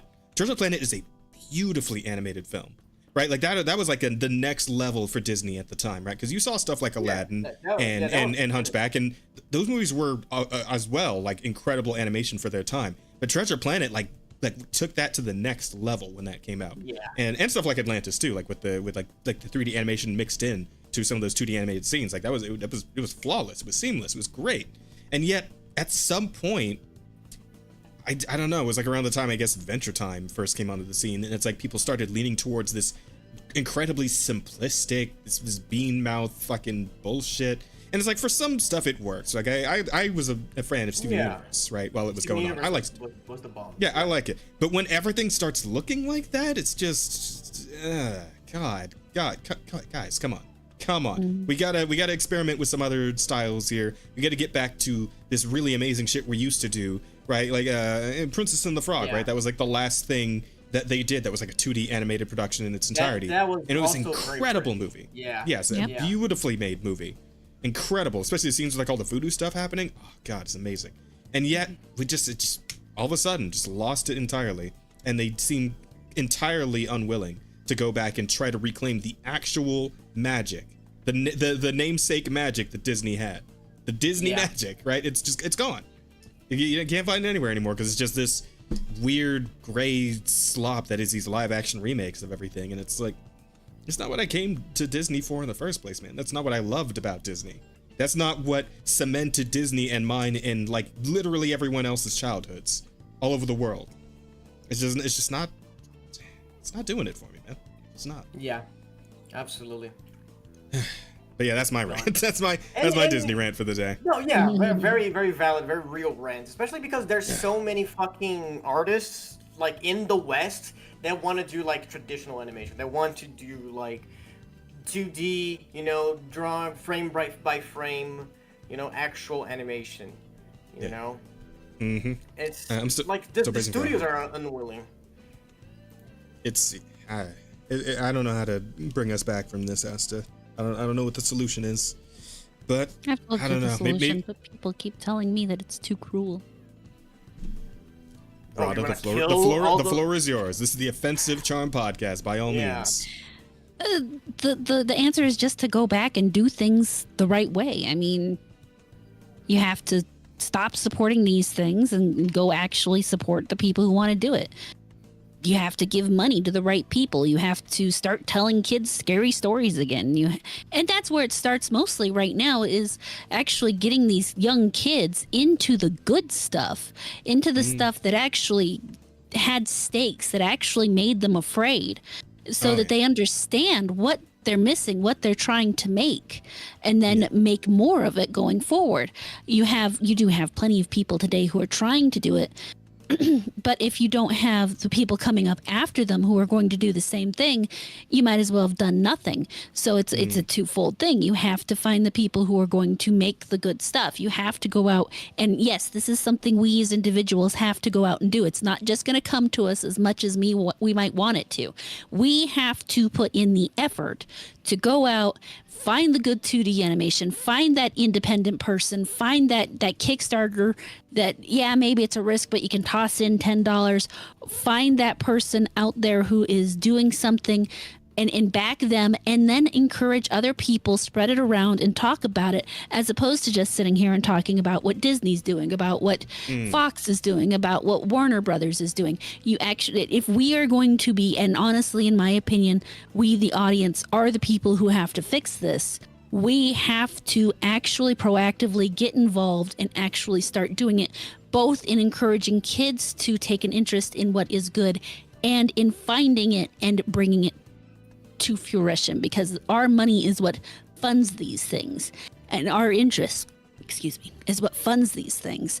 And unless we do that work, it's not going to get done. It's not going to just happen.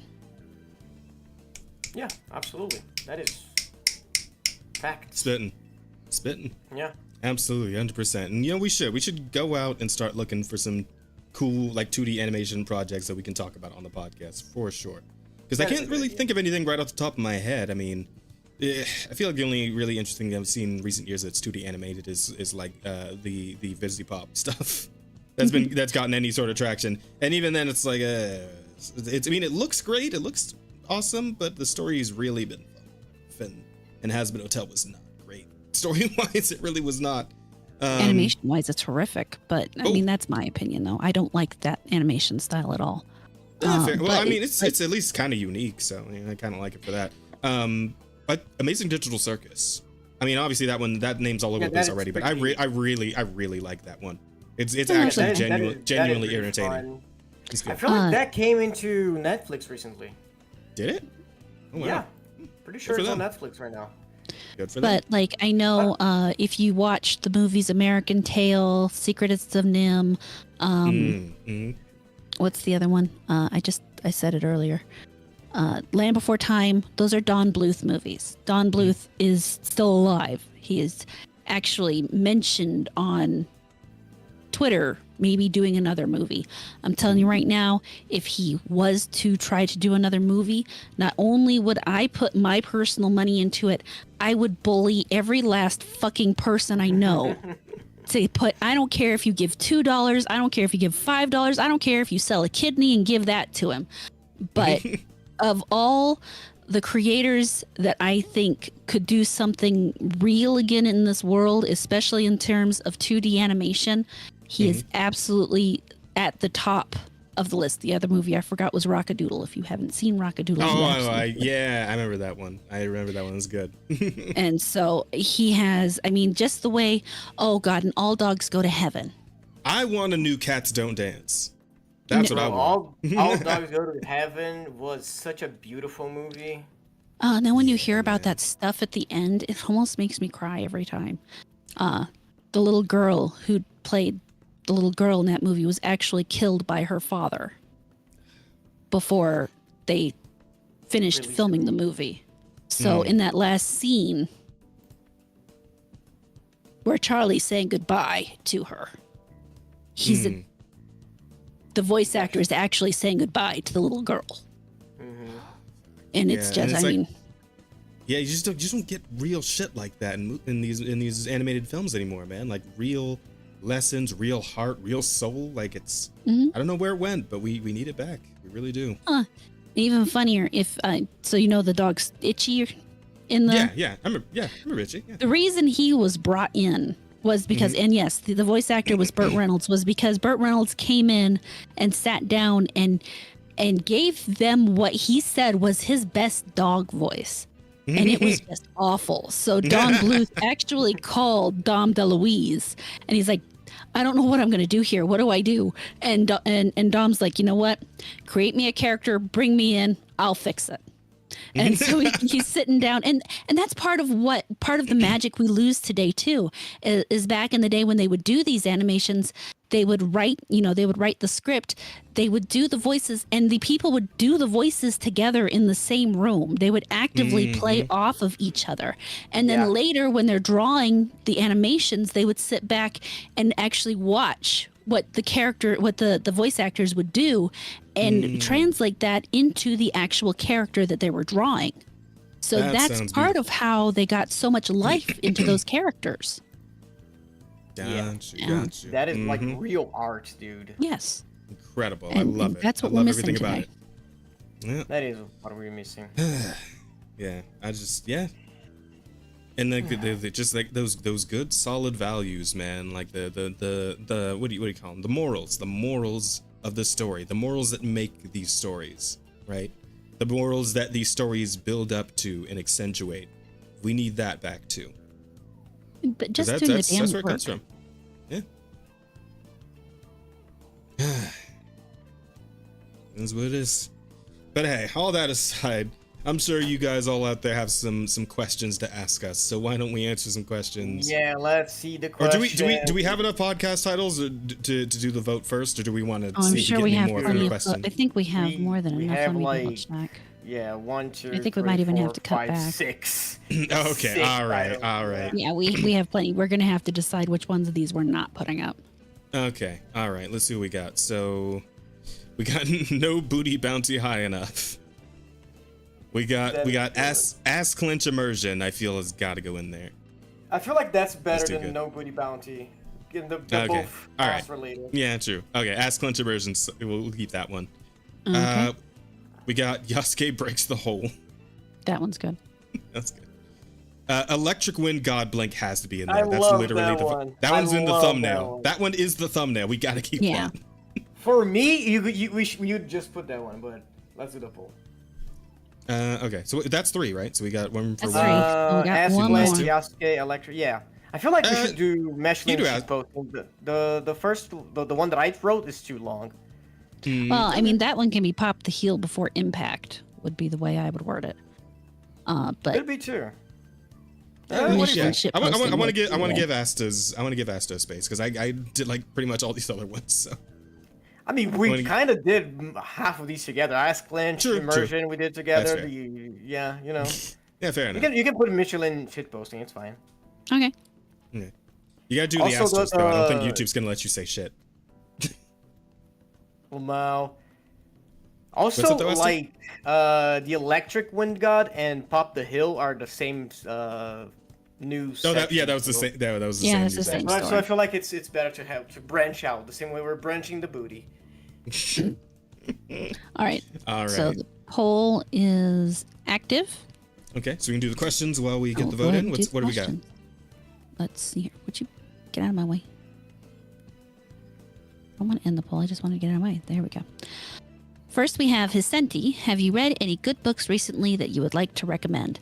Not too recently, actually. The last good book I really read was... What was it called?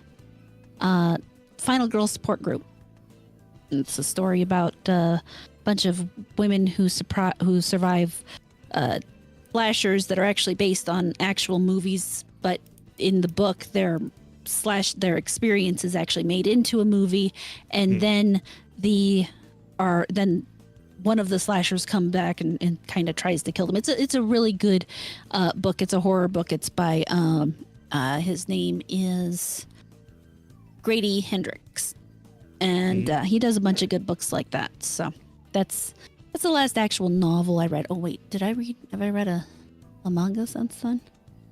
No, I haven't. I would say do mangas Yeah, count? do manga count? Because I haven't got- read an actual book since college. And that's It's been a minute for me too. I should get back to Yeah. into reading like normal books.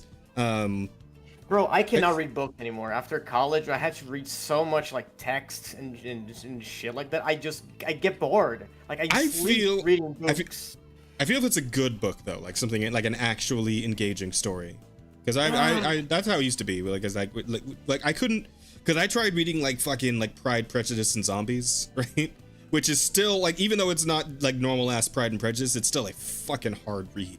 It isn't. It's not. It is very old English, right? So it's still not that great to try and read that. So it's like I kind of bounced off it, but Yeah, like I also cannot get hooked in any book like for a while now. So if you're counting manga, not even a lot of manga I've been reading. Have you guys read volume 1 of The 100 Girlfriends Who Really Really Really Really Love You? I highly recommend it. You motherfucker.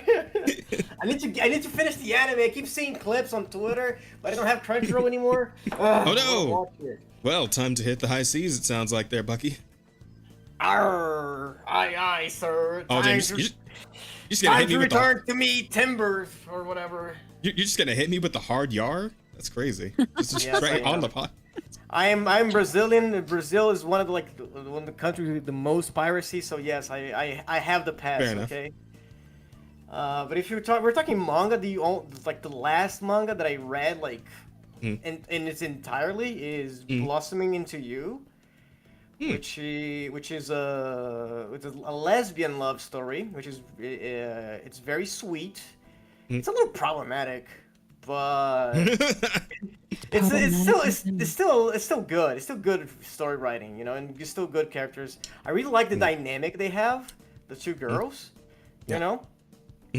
And yeah, if you like romance stories and you want a little bit of an edge, a little bit of spiciness to it, I recommend this one because it really got all of it. You know, got the sweet romance.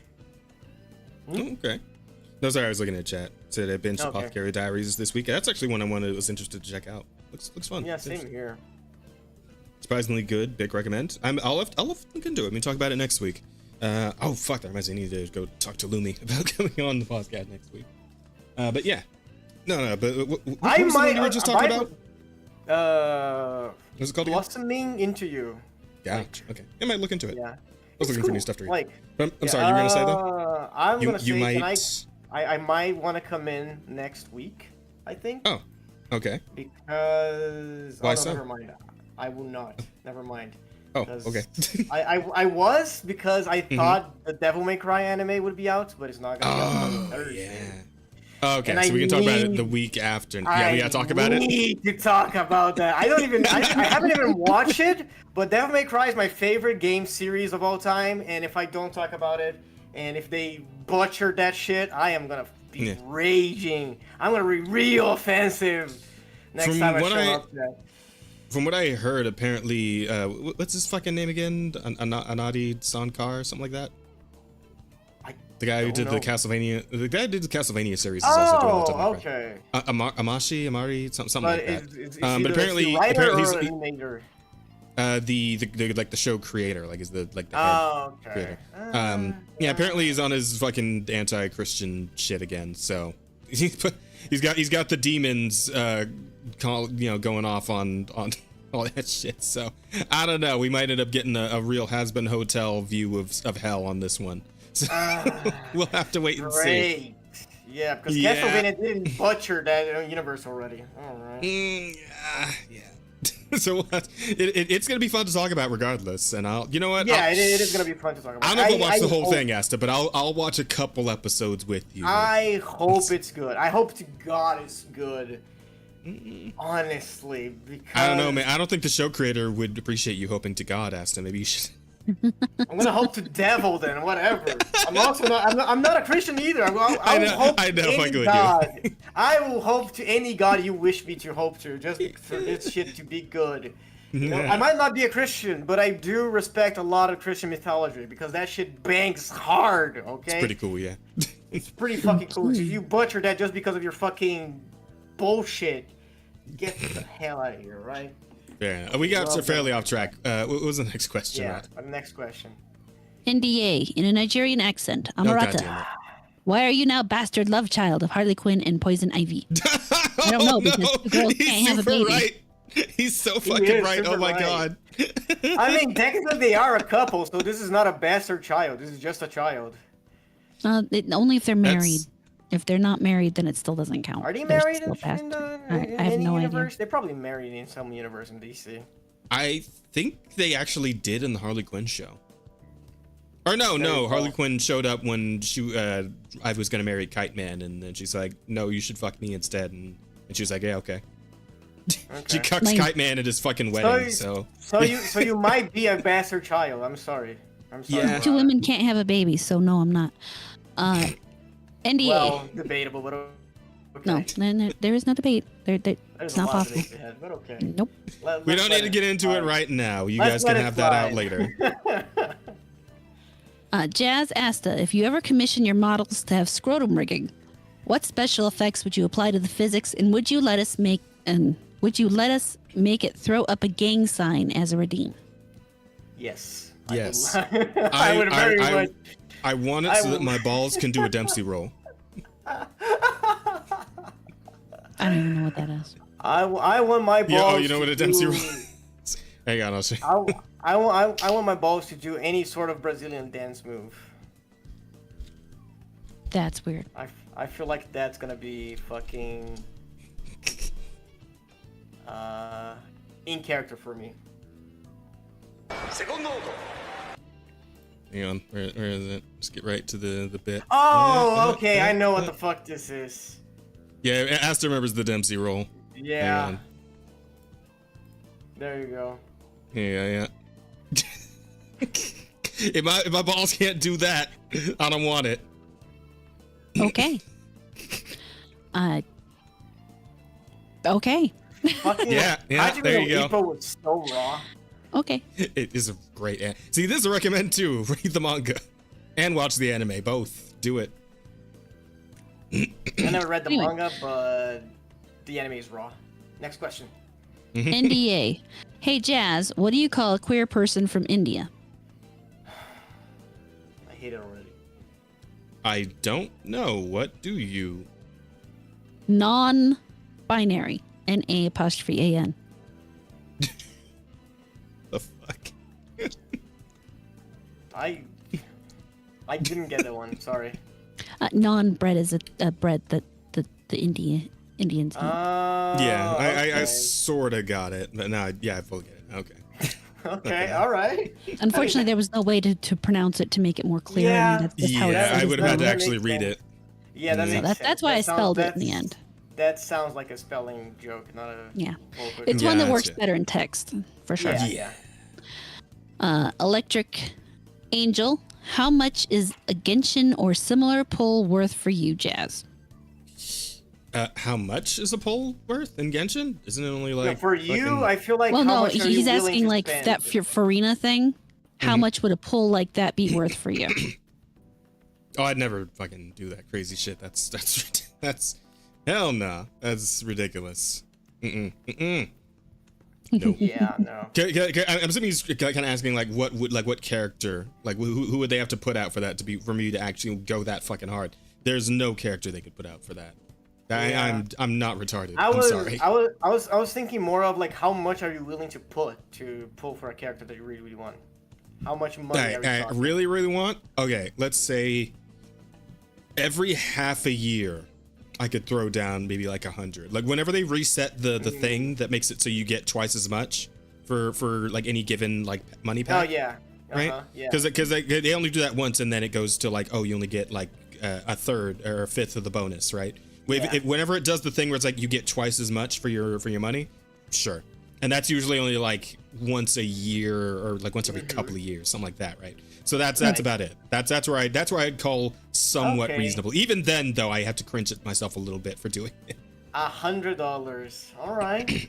Okay. You know what? Every year plus, right? Respectable. Respectable. I would probably not go 100. I would probably stay at 50, 60. I feel like. Because that's an amount of money that I have already spent on Genshin, yeah. on not on Genshin. No, yeah, honestly, I think on Genshin because like all the welcome moons and shit, all the battle passes that I bought, it was, you know, I feel like that might sum up. Oh, to I thought we were asking like how much would you drop all in one go? all in one go? Yeah, no, not nearly as much. Yeah, okay. Crazy. I don't have that money laying on me, especially because it's Brazil. Right, you know, Fair. you know how much. I'm sorry, Asta. $50 I do need to commission you more. I'm sorry. is. You're good. Don't worry about it. I think All right. get more commissions. And Yeah, like, how much of Jazz's money would you spend on